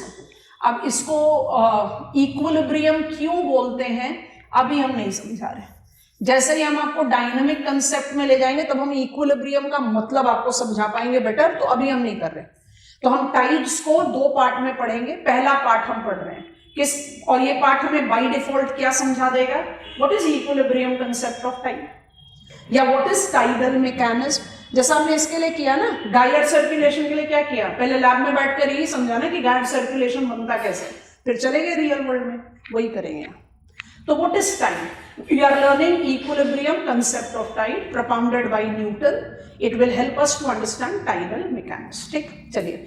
What is tide? Tide is bulge और अ पल्स, एक rise in the water level due to lunar and solar attraction. जब tide की बात होती है तो साथ साथ बात होती है एब की, तो इसको भी विजुअलाइज कर लो, छोड़ना नहीं है, बाद में फिर प्रॉब्लम क्रिएट करता है। तो मान लो कि ये वाटर सरफेस है, ये कोई भी हाइपोथेटिकल वाटर सरफेस है। अगर इस वाटर सरफेस पर आपने टाइडल एनर्जी, टाइडल पुल जो है वो अप्लाई किया, तो इस टाइडल पुल में आप दो केसेस को विजुअलाइज करो। जब भी वाटर राइज अप करेगा, जितना राइज करेगा नेक्स्ट लेवल पर वाटर उतना लो डिप करेगा, इसको आप लो ए, ठीक है। अब इसी में आप दूसरा कंडीशन को विजुअलाइज कर लो। मान लो कि टाइडल राइज वीक है, तो जो वाटर नेबरिंग में डिप्रेस होगा वो भी डीप शालो होगा, दोनों बना दिया। दोनों केस में जो ये राइज है, what has reason is tide, और जो डीप वाटर, जितना वाटर राइज करेगा नेबरिंग वाटर उतना डिप करेगा, उसको बोलते हैं एब। तो every tide relates to ebb. Tide और एब को मिक्स नहीं करना, टाइड हमेशा बल्ज होगा, एब हमेशा डिप्रेस्ड वाटर होगा। तो मेरा ए अगर एग्जांपल शो कर रहा है हायर टाइड, तो इट विल क्रिएट डीपर एब। बी शो कर रहा है लोअर हाई टाइड, तो आई विल हैव शैलोअर एब। एब माने डिप्रेस्ड वाटर, टाइड माने राइज वाटर, ठीक है। तीसरी चीज, यहां तक समझ में आ गया? वेट करो थोड़ी देर और समझो। अभी मून को छोड़ देते हैं। टाइड्स को आपने व्यू जब करना है तो आपने ऐसे व्यू करना है। टाइड इज प्लैनेटरी वेव, और आपको डायग्राम्स भी ऐसे फ्री हैंड बनाने चाहिए। हम तो आपको ये विजुअल इमेजेस दिखाएंगे ताकि आप बहुत अच्छी तरह से उसको विजुअलाइज कर पाओ, but you should draw free hand sketches. तो जैसे ही हम रुकेंगे उसके बाद आप डायग्राम्स ड्रॉ करेंगे। Tides are planetary waves. अब व्यू करो कैसे जस्टिफाई कर रहे हैं। प्लैनेटरी वेव का क्या मतलब है? अब मून को पकड़िए और अप्लाई करना शुरू करिए। Earth is spinning on its axis, I will write it here. Tides are planetary waves, earth is spinning on its axis. जहां पर अट्रैक्टिव फोर्स है, ये मेरा अट्रैक्टिव है, attractive bulge because of inertia, spinning of the earth, always tends to develop equal and opposite centrifugal bulge. Centrifugal bulge is due to inertia. समझ में आया? अब इसको व्यू करो डायग्राम के साथ। Tides should always be defined as planetary waves. ये सारी चीजें शुरू में क्लियर हो जाएं तो बाद में कहीं से कोई परेशानी नहीं आएगी विजुअलाइजेशन। डायग्राम आपके सामने, फिर भी व्यू करो। ये मेरा प्लैनेट अर्थ है।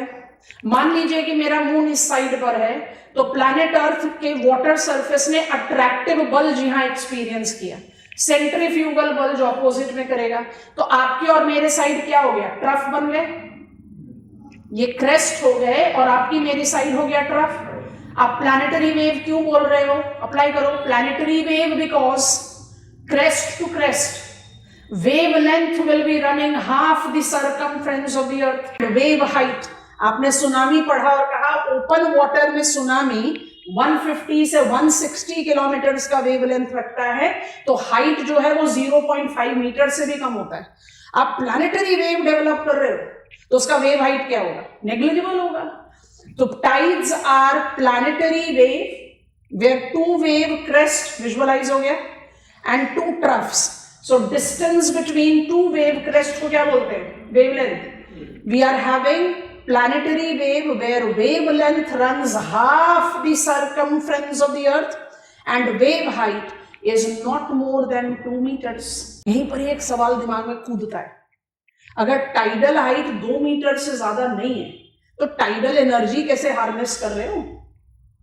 टाइडल एनर्जी हार्नेस हो रही है वर्ल्ड में, और टाइडल एनर्जी हार्नेस करने के लिए टाइडल रेंज मुझे 10 मीटर से ज्यादा चाहिए। कनाडा के बे ऑफ फंडी में टाइडल रेंज 15 से 30 मीटर का होता है। इसका मतलब टाइड्स में कुछ और है, वो हम सेकेंड पार्ट में पढ़ेंगे, अभी हम फर्स्ट पार्ट में पढ़ रहे हैं। तो tides are planetary waves.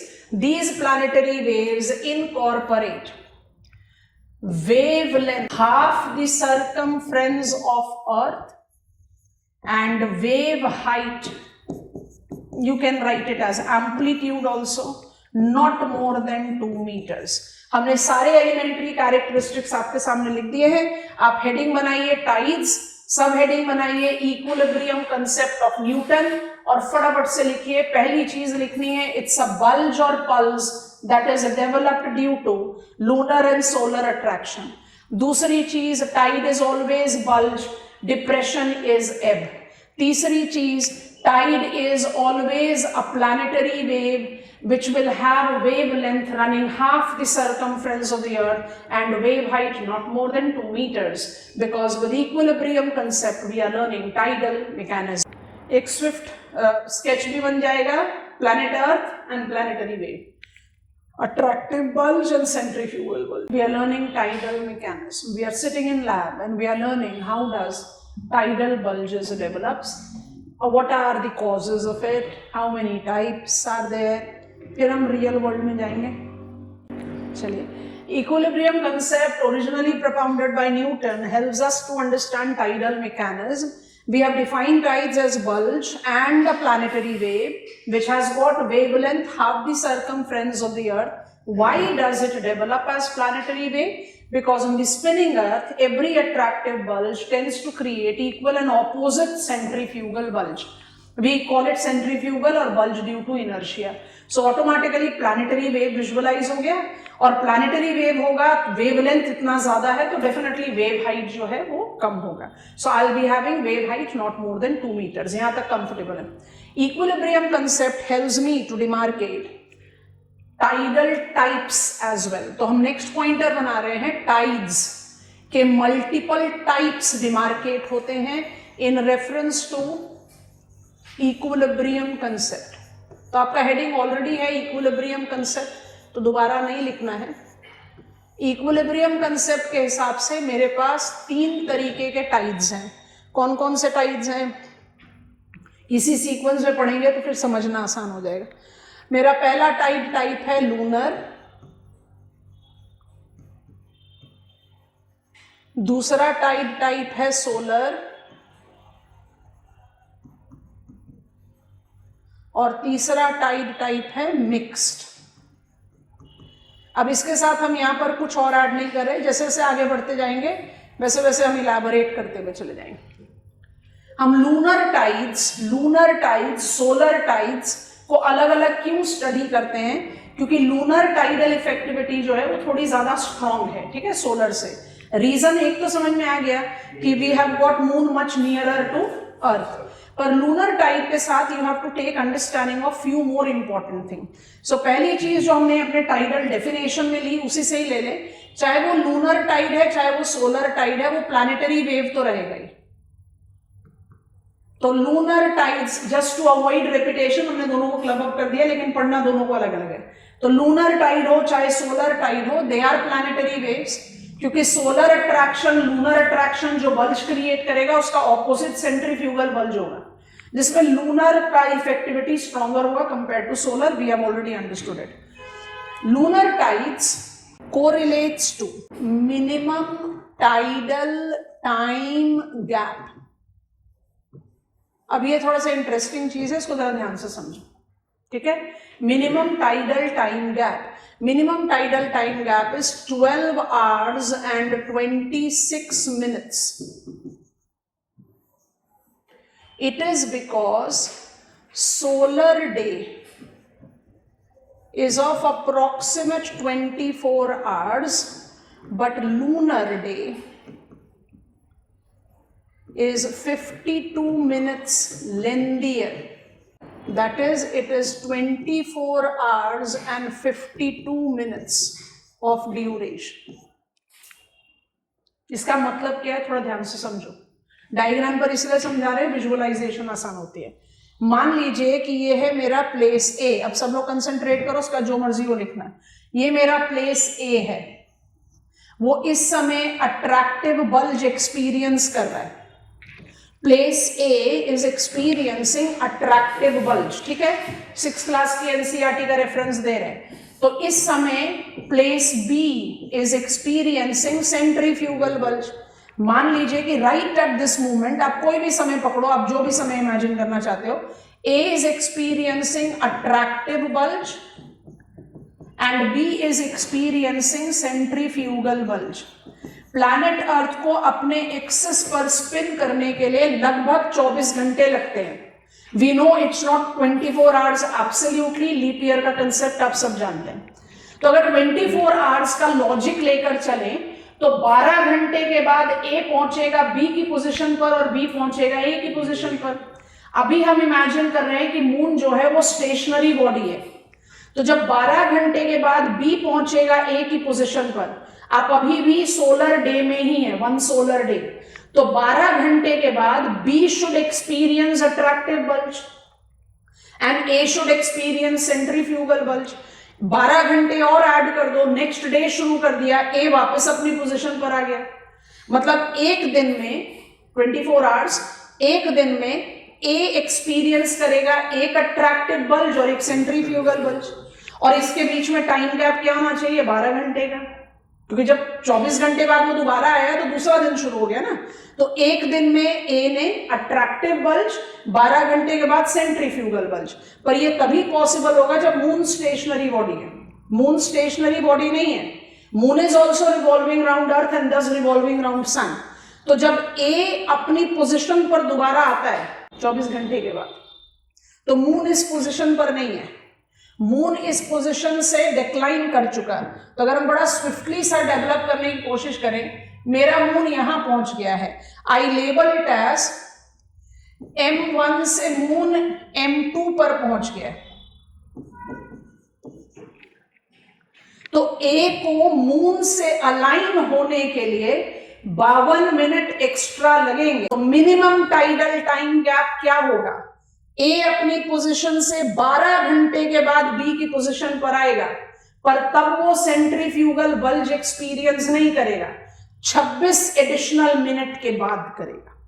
So minimum tidal time gap is 12 hours and 26 minutes because lunar day is 52 minutes lengthier than solar day. Comfortable हो गया? Type of tide number 1 lunar tide. पहला, lunar tidal effectivity is stronger. दूसरा, lunar tide develops planetary wave. तीसरा, lunar tide gives me minimum tidal time gap. Copy down करो, जो भी कुछ करना है फिर सोलर टाइड पर लेकर जाए। नहीं, अभी लूनर टाइड पे एक और चीज ऐड करें, पहले इतना कॉपी करो। Lunar tide stronger tide generating cause, lunar tide planetary wave, lunar tide minimum tidal time gap. Why? Because lunar is 52 minutes lengthier than solar day. So minimum tidal time gap कितना हो गया? 12 घंटे 26 minute. यहां पर भी आप अपने आप से एक सवाल पूछ सकते हो कि टाइडल पोर्ट का तो कोई वैल्यू ही नहीं रह गया। अगर मेरे टाइडल पोर्ट में 12 घंटे 26 मिनट के लिए मर्चेंट वेसल को वेट करना पड़ेगा, तो कमर्शियलिटी तो खत्म ही होगी टाइडल पोर्ट्स की। इसलिए बार बार कह रहे हैं टाइड्स में और भी कुछ है जो हम ग्रेजुअली स्टडी कर रहे हैं। If it is run, you are giving me lunar tide point number next now moon is not a stationary body, we have understood. Moon is revolving around earth, और जो मून का revolution path है ना, उसके साथ declination है। तो थोड़ा ध्यान से इस डेक्लिनेशन को विजुअलाइज करो। I'm changing my image.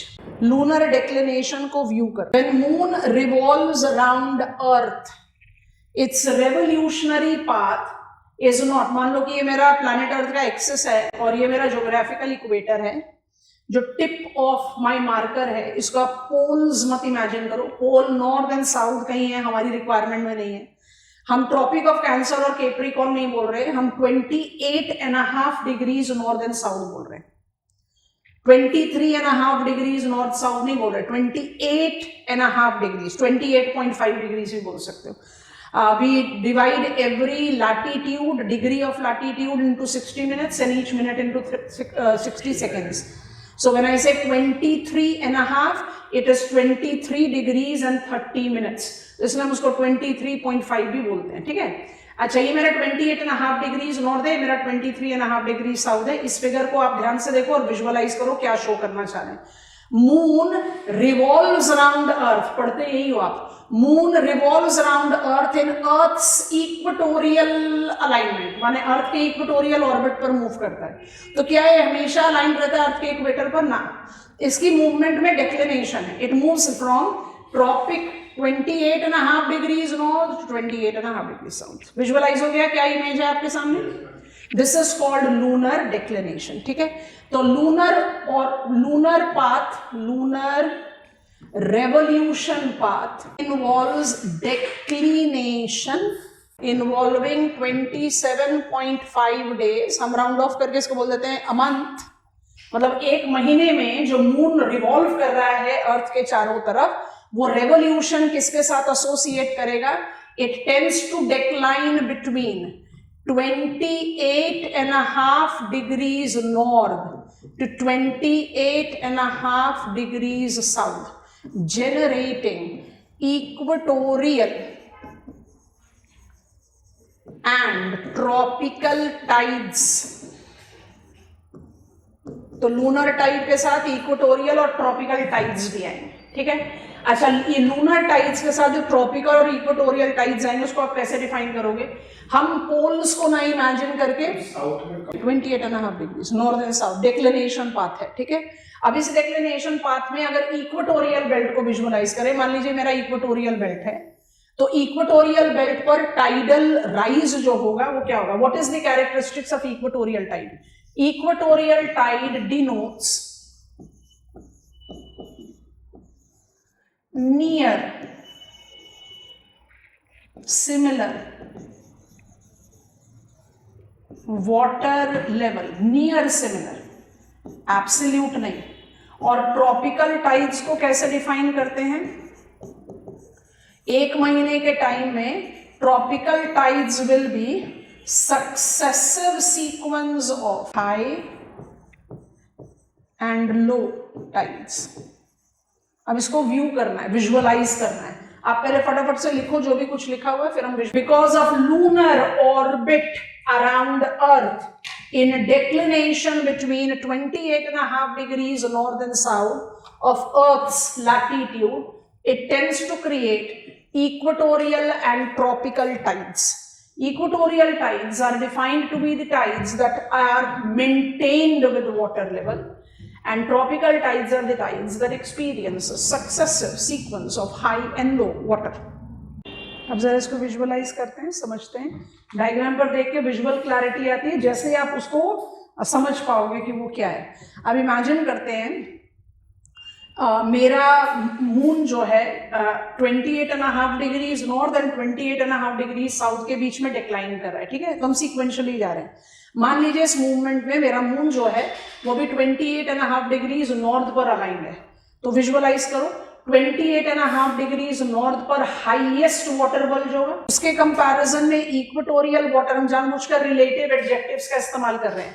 मेरा मून नॉर्थ पर डिक्लाइंड है, तो मेरा जो नॉर्थ ट्रॉपिकल वाटर है उस पर हाईएस्ट बल्ज होगा, इक्वेटर पर हाई बल्ज होगा, सदर्न ट्रॉपिकल वाटर पर लो बल्ज होगा। हाईएस्ट, हाई, लो, ठीक है। अच्छा, मून डिक्लाइन करना शुरू कर रहा है टुवर्ड्स साउथ, तो जैसे डिक्लाइन करना शुरू हुआ टुवर्ड्स साउथ, इक्वेटर पर ही पहुंचेगा फर्स्ट। तो इक्वेटर पर पहुंचा तो क्या होगा? इक्वेटर पर अब हाईएस्ट बल्ज हो गया और दोनों ट्रॉपिक्स पर हाई हो जाएगा। अब डिक्लाइन करते हुए मून पहुंच गया सदर्न ट्रॉपिकल वाटर पर, तो अब सदर्न ट्रॉपिकल वाटर पर क्या वाटर लेवल हो गया? हाईएस्ट। इक्वेटर पर क्या है? हाई। और नदर्न ट्रॉपिक्स में क्या हो जाएगा? लो। अब दोबारा से रीड कर लो। Equatorial tide is near maintained water level and tropical tides is successive sequence of high and low. हो गया, समझ में आ गया? पर इसमें बस एक चीज को ध्यान में रखना है। हम विजुअलाइज क्या करते हैं? ये मेरा नॉर्थ साउथ, ये ट्रॉपिकल अट्रैक्टिव बल्ज, ये सेंट्रीफ्यूगल बल्ज ना। Planet earth is inclined on its axis, तो अगर अट्रैक्टिव बल्ज नदर्न हेमिस्फेयर में होगा तो सेंट्रीफ्यूगल सदर्न हेमिस्फेयर में होगा। Once tropical tide is developed, तो अट्रैक्टिव बल्ज जिस हेमिस्फेयर में होगा, सेंट्रीफ्यूगल उसके ऑपोजिट हेमिस्फेयर में होगा। But tropical tide will always be successive high and low, and equatorial tide will be near maintained water level। low नहीं बनेगा ना, यहाँ पर highest रहेगा, ये high रहेगा। दोबारा से रिपीट करें, एकदम डीप ब्रेथ लो, रिलैक्स करो, रिमाइंड करो। What we have learned about lunar tide, सबसे पहला ये पता कि lunar tides are more effective, stronger, बस अभी डिफाइन कर रहे हैं स्ट्रॉन्गर और इफेक्टिव को दोनों पॉइंटर्स के साथ सोलर टाइड के इंट्रोडक्शन में। lunar tides are, or moon is more stronger force generating tidal mechanism. Lunar tide is planetary wave.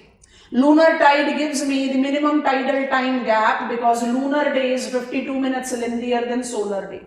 Lunar tide involves the development of tropical and equatorial tide as moon revolves around earth, declining between 28.5 degrees north and south, wherein equatorial tides are near maintained water level and tropical tides are successive sequence of highs and lows. अब जरा अपनी climatology की knowledge को recall, planet earth is inclined on its axis. Planet Earth with its axial inclination is revolving around sun, which is resulting into apparent shift of sun towards the north and south. Apparent shift of sun towards the north and south is between Tropic of Cancer and Capricorn. During equinoxes, it is right there at geographical equator. ठीक है, अब थोड़ा सा धीरे से बोल रहे हैं, उसके बाद लिख देंगे या बोल देंगे, आप लिख लेना. Solar tides. Solar tides are also planetary wave. Because of axial inclination of planet Earth and its revolution round sun, apparent shift of sun towards north and south do creates equatorial and tropical tides. Problem क्या है? Equatorial और tropical tides solar category का 365 days के time tenure में बनेगा, और जो tropical और इक्वेटोरियल टाइड मून बना रहा है वो लेस देन अ मंथ में बन रहा है. तो solar tides are less effective than lunar tides, not because of involved distance between the two celestial bodies but also involved time. समझ में आ गया कि नहीं? लूनर टाइडल इफेक्टिविटी एक मंथ में ही आ गया सारी वैरायटी, और सोलर टाइडल इफेक्टिविटी आएगा साल भर में. तो सोलर टाइड लूनर टाइड के मुकाबले में वीक क्यों है? दोनों ही रीजन से, डिस्टेंस भी रीजन है और टाइम भी रीजन है. समझ में आ गया? लिखो नंबर 2 सोलर टाइड. पहला पॉइंट तो यही होगा कि प्लैनेटरी वेव ये भी जनरेट करेगा. दूसरा पॉइंट होगा कि प्लैनेटरी वेव्स जो है वो वीक होंगे because of involved distance. Solar tides also develop tropical and equatorial tides. Solar tides also develops tropical and equatorial tides. Put a dash and write down.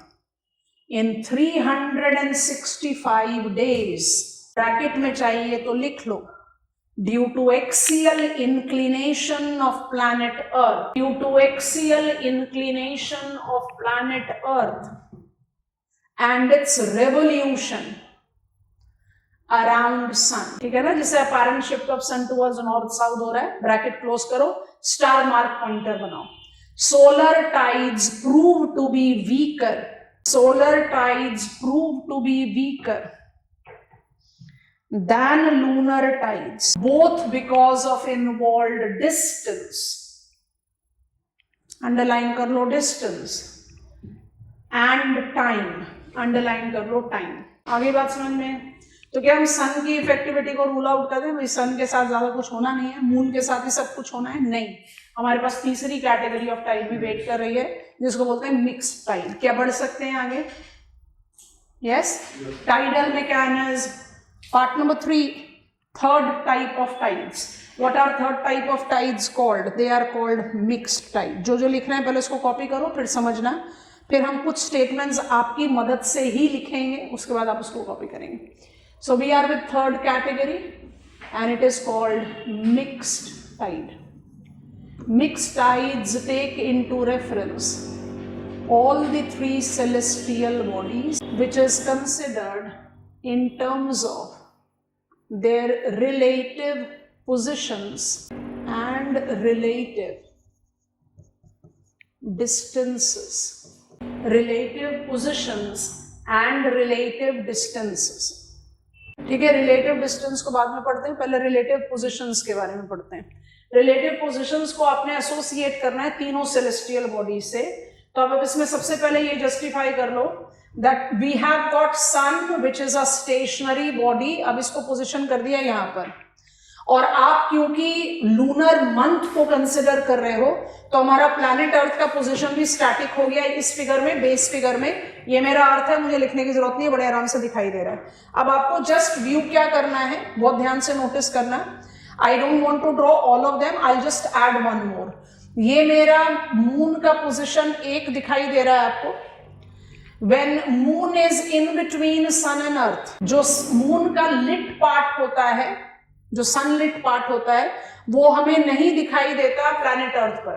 इस position को बोलते हैं न्यू मून, अमावस्या। ठीक है, तो ये मेरा न्यू मून पोजीशन है। न्यू मून पोजीशन से मून अर्थ के चारों तरफ ऑर्बिट ले रहा है, तो न्यू मून पोजीशन से it is marking up its waxing phase. So it marks up its waxing phase to reach up here, जिसको आप फर्स्ट क्वार्टर बोलते हैं, and then it will come up here. मुझे ये वाला पोजीशन ड्रॉ करना है, तो I will draw this and I just place it here, ताकि वो आपके रेडार पर रहे। और यहां पर अब आप जस्टिफाई करोगे जो आपका लिट साइड है मून का, वो आपको अर्थ से दिखाई दे रहा है, तो इसको आप बोलते हो फुल मून, पूर्णिमा। समझ में आ गया? हमने 2 पोजीशंस को आउटलाइन कर दिया, one is new moon and one is full moon. Mixed tide is related to relative positions of the 3 celestial body, है ना। तो हम पहला जो थर्ड पार्ट में जो पहला बात कर रहे हैं वो रिलेटिव पोजिशंस की बात कर रहे हैं। रिलेटिव पोजिशंस में sun stationary body, because we are taking lunar path around earth, तो हमारा अर्थ भी 1 महीने में एक ही लगभग पोजिशन में रहेगा, ऑफ कोर्स स्पिन कर रहा है। लूनर पोजिशंस को ले लिया, तो फुल मून ले लिया और न्यू मून ले लिया। न्यू मून और फुल मून पोजिशन पर तीनों सेलेस्टियल बॉडीज एक दूसरे के अलाइनमेंट पर है। डिफरेंस क्या है? न्यू मून में it is sun and moon on the same side of the earth, और फुल मून में क्या है? Sun and moon are on the opposite side of the earth. ठीक हो गया? पर ये तीनों सेलेस्टियल बॉडीज अलाइंड है। ये विजुअलाइज हो गया। अब बहुत ध्यान से देखना, उसका जो लिखना है या समझना है उसको आप कॉपी डाउन कर लोगे डायग्रामेटिकली भी। रिलेटिव पोजीशन में जो अलाइंड पोजीशन आई, अभी हमारे डायग्राम में सिर्फ अलाइंड है, डिस्टेंस को हटा दो। ये जो अलाइंड पोजीशन है, अलाइंड पोजीशन का मतलब समझ गए?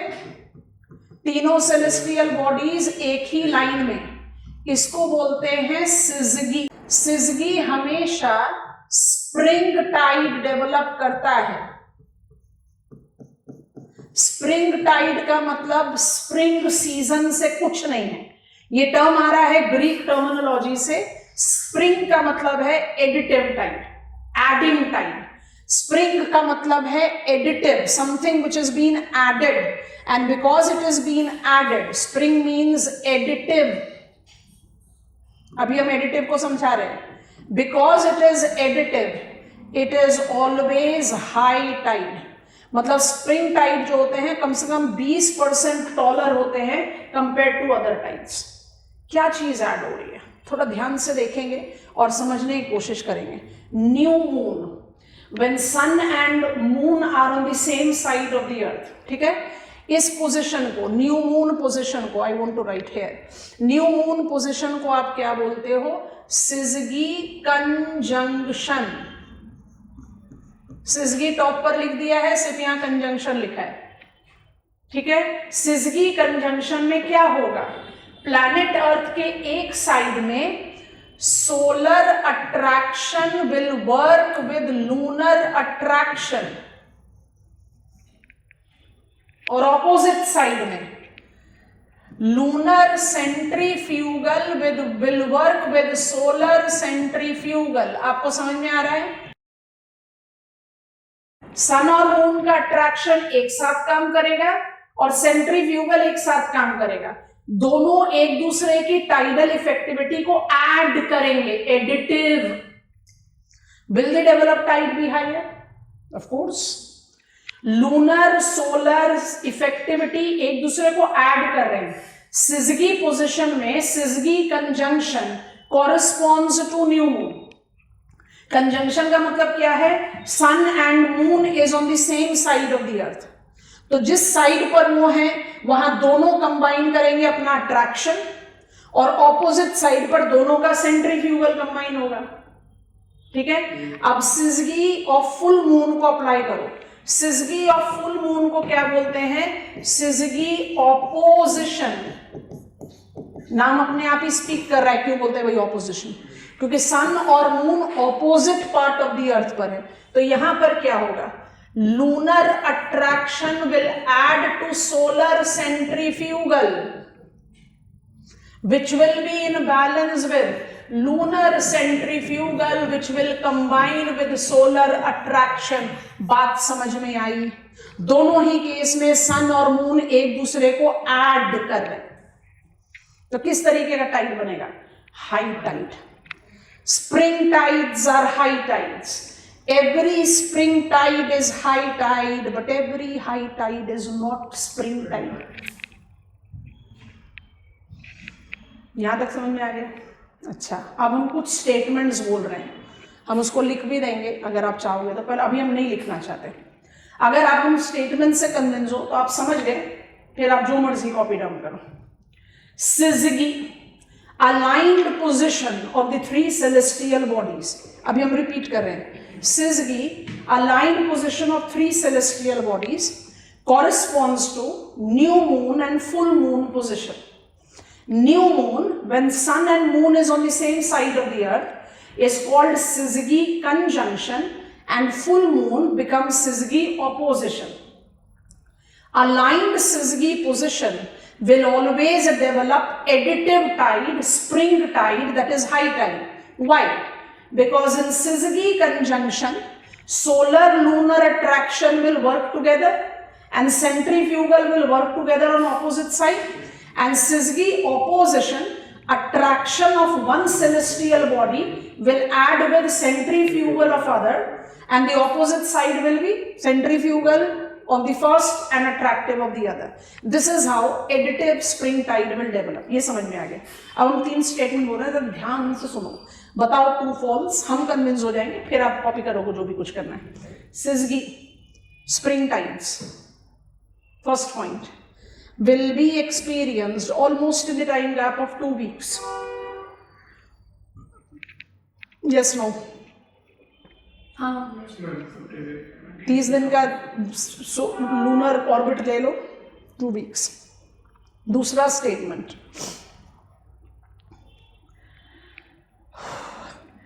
every solar and lunar eclipse will relate to spring tide।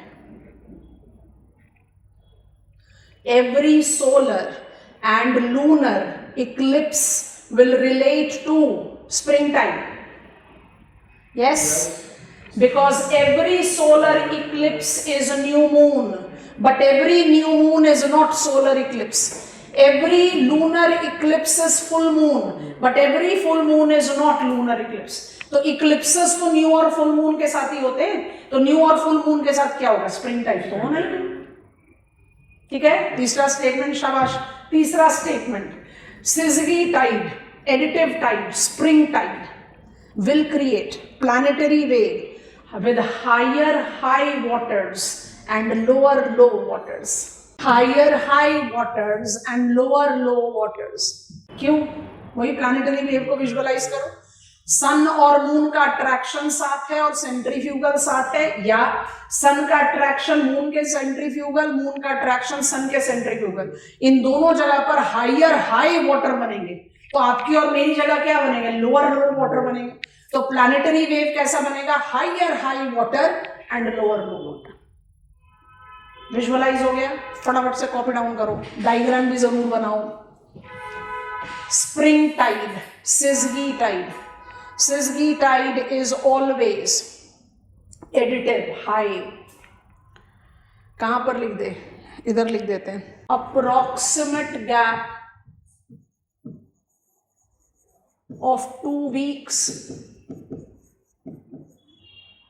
always relates to solar and lunar eclipses, develops planetary waves with higher high waters and lower low waters। सारी चीजें लिख दी हैं आपके सामने। Relative position part 1 is done. Copy down करेंगे, go ahead. Syzygy tides, additive tides, spring tides, syzygy conjunction, new moon, syzygy opposition, full moon. पढ़ा था ना वैक्सिंग एंड वैनिंग फेज, वही मून के फेजेस पर अप्लाई होता है। Crescent gibbous and then you have full and new moon, of course with first and last quarters. But I don't think we require it. हमें तो सिर्फ 4 positions ही चाहिए होते हैं, तो new and full moon and first and last. आपके diagram में extreme low tide लिखा है, वो लोअर लो वाटर है, और जो आपके डायग्राम में एक्सट्रीम हाई टाइड लिखा है वो हायर हाई वाटर है। इस फिगर में सिर्फ न्यू मून पोजीशन दिखा हुआ था, हमने फुल मून भी ऐड कर दिया, तो सिजगी कंजंक्शन भी है, सिजगी ऑपोजिशन भी है, दोनों है इसमें। अब आप न्यू मून से फर्स्ट क्वार्टर पर जाइए या फुल मून से लास्ट क्वार्टर पर जाइए। What exactly will be the conditions that you will be noticing. अब इसको जरा इस फिगर में देखते हैं ताकि हम क्लैरिटी के साथ समझ पाए। हम पढ़ रहे हैं मिक्स्ड टाइड, और मिक्स टाइड का भी हम पढ़ रहे हैं रिलेटिव पोजीशंस, उसके बाद फिर हम रिलेटिव डिस्टेंसेस की बात करेंगे। बढ़ जाएंगे, सारा लिखा हुआ हट जाएगा, इसलिए finally give me go ahead. हम दूसरे इमेज पर जा रहे हैं, ठीक है। चलिए, नाउ आई गो हेयर। आपने ये कंजंक्शन तो पढ़ लिया, अब जरा इसको अप्लाई करते हैं, सिजगी ऑपोजिशन, ठीक है। थोड़ा सा इसको जूम इन कर दें, जगह मिलेगी लिखने की, नहीं करते हैं। अब आप ध्यान से देखो, syzygy conjunction, syzygy opposition done when we were taking up the reference of aligned position of the celestial body. ये फिर से आपका न्यू मून पोजीशन है, यहाँ पर आप फुल मून पोजीशन को जस्टिफाई कर सकते हो। अब आप इससे यहाँ पर आइए, from new moon position you can take first quarter, full moon position you can take last quarter. यहाँ पर लास्ट क्वार्टर दिखा रखा है, आप फर्स्ट क्वार्टर को अप्लाई कर सकते हो, तो बनाते हैं, दोनों को केस को अप्लाई करते हैं। ये मेरा लास्ट क्वार्टर है, थर्ड क्वार्टर भी बोला जाता है इसको, and I can apply my moon position here as first quarter. छोड़ भी सकते हो, बट समझाने के पर्पज से ले लेते हैं ताकि क्लियर हो जाए। And this is my third और last quarter, new moon first quarter, full moon last quarter, ठीक है। ये दोनों पोजीशन को हम क्या बोलते हैं, क्वाड्रेचर पोजीशन। तो पहला पोजीशन हमने क्या पढ़ा, सिजगी, जिसको अलाइंड पोजीशन बोलते हैं, और रिलेटिव पोजीशन पार्ट 2 क्या हो गया, क्वाड्रेचर। क्वाड्रेचर क्या हुआ, जहां lunar and solar position and their effectivity on planet earth will be perpendicular to each other. So perpendicular effect आएगा यहां पर, और जब परपेंडिकुलर इफेक्ट आएगा तो क्या होगा, कंसंट्रेट करो फिगर पर, मेरे ख्याल से बड़े आराम से ही समझ में आ रहा है। जहां पर सोलर अट्रैक्शन और सेंट्रीफ्यूगल है, लूनर, मान लीजिए आप थर्ड क्वार्टर को ले रहे हो, तो ये लूनर अट्रैक्शन और फिर लूनर सेंट्रीफ्यूगल, एंटीपोडल, ऑपोजिट। अगर आप फर्स्ट क्वार्टर को लोगे तो ये लूनर अट्रैक्शन और ये सेंट्रीफ्यूगल हो जाएगा। I think this is comfortable. Whenever I take quadrature position, quadrature position associate with perpendicular effects of lunar and solar tidal generation or tidal forces to each other on planet Earth। तो किस तरीके का Tide develop होगा, quadrature tides are neap tides।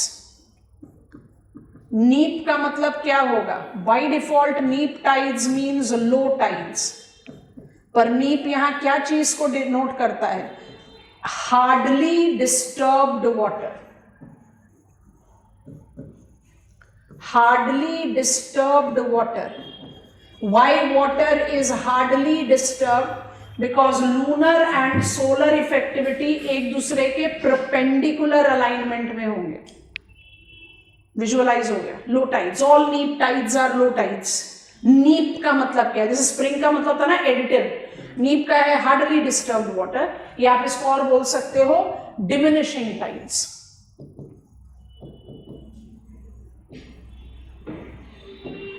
तो नीप मतलब लो tides, किसके साथ रिलेट कर रहा है, फर्स्ट एंड लास्ट क्वार्टर के साथ। हर 2 हफ्ते में डेवलप होगा, यस। और जो टाइडल प्लैनेटरी वेव होगा वो क्या होगा, मदद कर देना, उसके बाद कॉपी डाउन कर लेना। The planetary waves of quadrature tides, that is neap tide, will have higher low waters and lower high waters। मुझे जरा जल्दी से इसका मतलब बता दो और उसके बाद आपको जो कॉपी करना है करो, जल्दी बताओ। प्लैनेटरी वेव जो है वो क्या बनेगा? Higher low water and lower high water. क्या कहना चाह रहे हैं? जब आपने सिजगी टाइड बनाया तो आपने कहा हायर हाई लोअर लो, यहां कह रहे हो higher low water and lower high water. क्या कहना चाह रहे हैं? जल्दी जल्दी जल्दी जल्दी जल्दी। फिगर इसलिए तो आपको दिखा रहे ताकि आप विजुअलाइज करो। Lunar effectivity is stronger than solar effectivity. दिखाई दे रहा है फिगर में बड़े आराम से? तो आपने जो प्लैनेटरी वेव बनाया उसमें कोई क्लियर ट्रफ नहीं बनेगा। आपने प्लैनेटरी वेव को क्या बोला था? 2 वेव क्रेस्ट 2 ट्रफ। यहां पर कोई क्लियर क्रेस्ट नहीं बनेगा क्योंकि solar attraction and centrifugal perpendicular है to lunar attraction and centrifugal. तो आपका हायर लो वाटर है, ये सोलर टाइड होगा। लोअर हाई वाटर है, ये लूनर टाइड होगा। समझ में आ रहा है कि नहीं? Lower high, lunar tidal bulge high होता है बट वो थोड़ा सा लो होगा क्योंकि सन ऐड नहीं कर पा रहा ना। सोलर टाइड लो होता है, टाइड है ना वो, तो हाई तो होगा, so it is higher low. समझ में आया कि नहीं? Higher low, not lower low water and not higher high water. Visualised? Copy down. Third quarter को ही सिर्फ कॉपी कर लो तो लूनर ग्रेविटेशनल एंड एंटीपोडल लिखा हुआ है, solar gravitational and antipodal opposite आ जाएगा फर्स्ट क्वार्टर के साथ, ये दोनों के साथ जाएगा from first and third quarter. ये आपने ऑलरेडी बना लिया इसलिए इसी के ऊपर जानबूझ कर लिख दिया। Copy down. Planetary waves in neap tide will have higher low water, माने लो वाटर जो है वो ट्रफ नहीं बनाएगा, टाइड बनाएगा, तो स्लाइटली हाई है। तो किसके साथ एसोसिएट कर रहा है? सन के साथ। And lower high water, high tide किसके साथ होना चाहिए? मून के साथ, पर वो ऐड नहीं कर पा रहा सन के साथ, तो इसलिए वो हाई से थोड़ा लो है। Quadrature tides are always neap tides. Neap tides means low tides. It denotes diminishing, hardly disturbed water, because lunar and solar tidal effectivity works perpendicular to each other. Created planetary waves will have higher low water and lower high water. Final step in the learning of tidal mechanism now takes us to what we have understood in learning climatology. Are you giving me go ahead? हमने आपको बताया mix Tide को आप तीनों celestial bodies के साथ relate करते हुए उनको रिलेटिव पोजिशंस के साथ एसोसिएट करते हो। रिलेटिव पोजिशंस में हमने 2 कैटेगरीज ऑफ टाइड्स ले लिए, syzygy tide that is spring and quadrature tide that is neap. Syzygy tide, that is spring, will be related to new and full moon. Additive tides होते हैं, planetary waves जो बनती हैं वो higher high lower लो होती हैं, और जो नीप टाइड्स हैं वो क्वाड्रेचर पर बनती है, तो फर्स्ट और लास्ट क्वार्टर में बनेंगी। और फर्स्ट और लास्ट क्वार्टर में जो बनेगी नीप टाइड्स, वो किस तरह का प्लैनेटरी वेव बनाएगी? Higher low and lower high. मतलब आपका प्लैनेटरी वेव जो है उसमें कोई डिफाइंड ट्रफ नहीं बनेगा। क्लियर हो गया? चलो अब हम बात कर रहे हैं रिलेटिव डिस्टेंसेस की। ठीक, ये आ गया हमारा क्लाइमेटोलॉजी वाला इमेज, इसी पर ही स्टडी करें, आसानी से समझ में आएगा। planet earth revolves around sun in elliptical orbit, है ना, and moon revolves around earth in elliptical orbit। तो आपको करना क्या है? रिलेटिव डिस्टेंसेस को जज आउट करना है। इसको इसमें समझने में बड़ी आसानी होगी, इसलिए इसी पर स्टडी करते हैं. So I take reference of earth and sun. तो क्योंकि प्लैनेट, अब हम किस पॉइंट को डिस्कस कर रहे हैं? Relative distances. ठीक, रिलेटिव डिस्टेंसेस में जब अर्थ और सन को लेते हो तो between these two celestial bodies, आपने क्लाइमेटोलॉजी में पढ़ा था, 149 मिलियन किलोमीटर्स का डिस्टेंस है दोनों के बीच में. आपके सामने इलिप्टिकल पाथ चल रहा है. इस इलिप्टिकल पाथ में सन और अर्थ के बीच में डिस्टेंस का डिफरेंस आता है. 4 जुलाई को aphelion, I am some 152 million kilometres away from sun. And 3 जनवरी को आई एम एट पेरीहीलियन, तो मैं 147 million kilometres, that is some 2 million kilometres near to sun. तो रिलेटिव डिस्टेंसेस की हम बात कर रहे हैं. तो रिलेटिव डिस्टेंसेस में earth is revolving around sun in elliptical orbit. तो 365 डेज के मूवमेंट में earth comes nearest to sun, perihelion, and farthest to sun, aphelion. ये तो समझ में आ गया, ये हमारा क्लाइमेटोलॉजी वाला डायग्राम है. अब इसी में रोप इन कर लो मून को. When I take earth and moon, तो moon is also revolving around earth in elliptical path. और मून का रेवोल्यूशन खत्म हो रहा है 1 महीने में. मून के रेवोल्यूशन में आप डेवलप करते हो 2 पोजिशन, एक को बोलते हैं पेरिगी और एक को बोलते हैं अपोजी.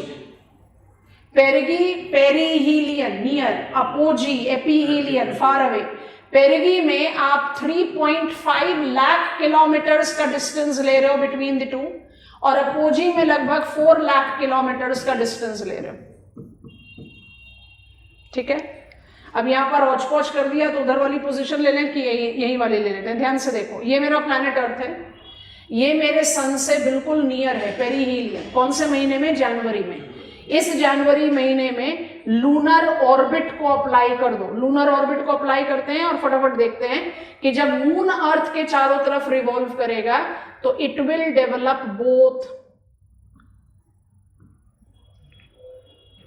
वैसे ही अगर एपीहीलियन पोजीशन में मून रिवॉल्व करेगा अर्थ के चारों तरफ तो it will develop both, perihelion and aphelion. इसका क्या मतलब कि हर पेरीहीलियन पोजीशन के साथ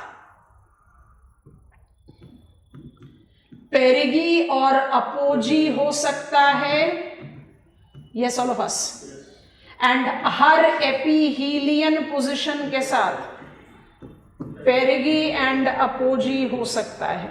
अब इसको बस आप कंबाइन कर लो. अगर पेरीहीलियन के साथ पेरिगी होगा तो हायर हाई टाइड होंगे, पेरीहीलियन के साथ अपोजी होगा तो लोअर हाई टाइड होंगे, एपीहीलियन के साथ अपोजी होगा तो लोअर लो टाइड हो जाएंगे. I think you have visualised it. Copy down whatever you want to. Relative distances combines perihelion with perigee and apogee, ephelion. नाम बस सिर्फ ये बना लें, 2 डायग्राम इसके साथ. हाँ, पूरा सर्कल बना लेंगे. पूरा बना लोगे तो आपके विजुअलाइजेशन के लिए रिविजन में आसानी रहेगी. सन के रेफरेंस में अर्थ का ऑर्बिट बनाओ. ऑर्बिट ऐसे बनाओ जहां एक में अर्थ ज्यादा पास दिख रही है, एक में दूर दिख रही है, फिर उसमें फिर मून बना लो, बहुत आराम से हो जाएगा. या टैब्यूलर लिख लो इंफॉर्मेशन. पर व्यू तो करना पड़ेगा ना. इक्विनॉक्सेस को छोड़ दो, नहीं चाहिए. सोलिस्टिस को छोड़ दो, नहीं चाहिए. खाली ऑर्बिट बनाओ और जनवरी और जुलाई को मार्क कर लो. This is tidal mechanism.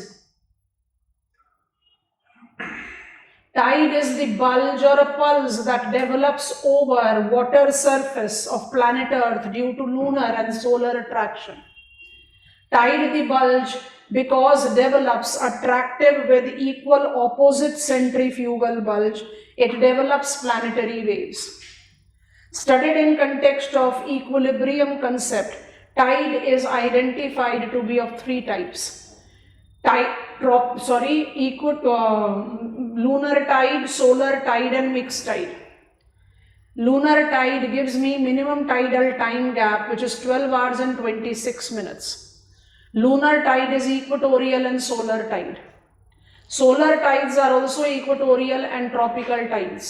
Difference between lunar and solar effectivity is not just regulated by distance of moon with earth and that of sun with earth, it is also involved time.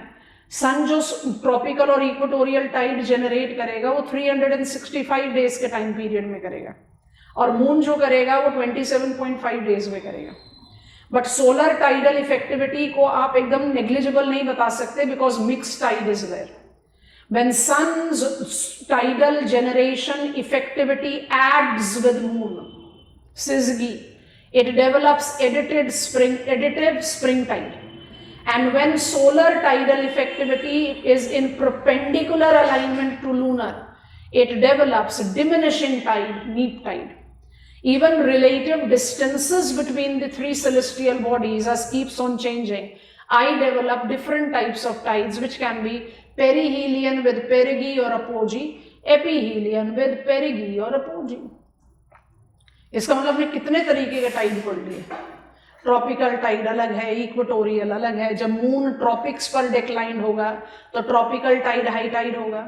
जब moon equator पर decline है तो equatorial Tide high होगा. Spring Tide भी high है, पर ये सारे हाई टाइड का रीजन अलग अलग है.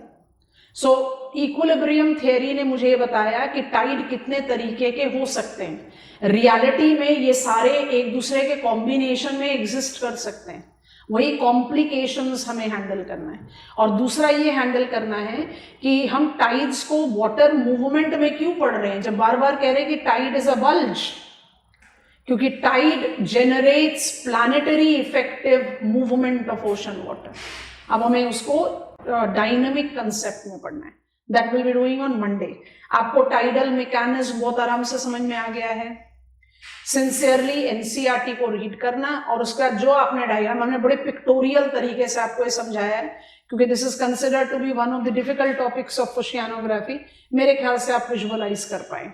आपके पास पॉइंटर्स क्लियर है और आप इसको एनसीईआरटी के कंटेंट से ओवरलैप करो. You will be very comfortable with what is Tide.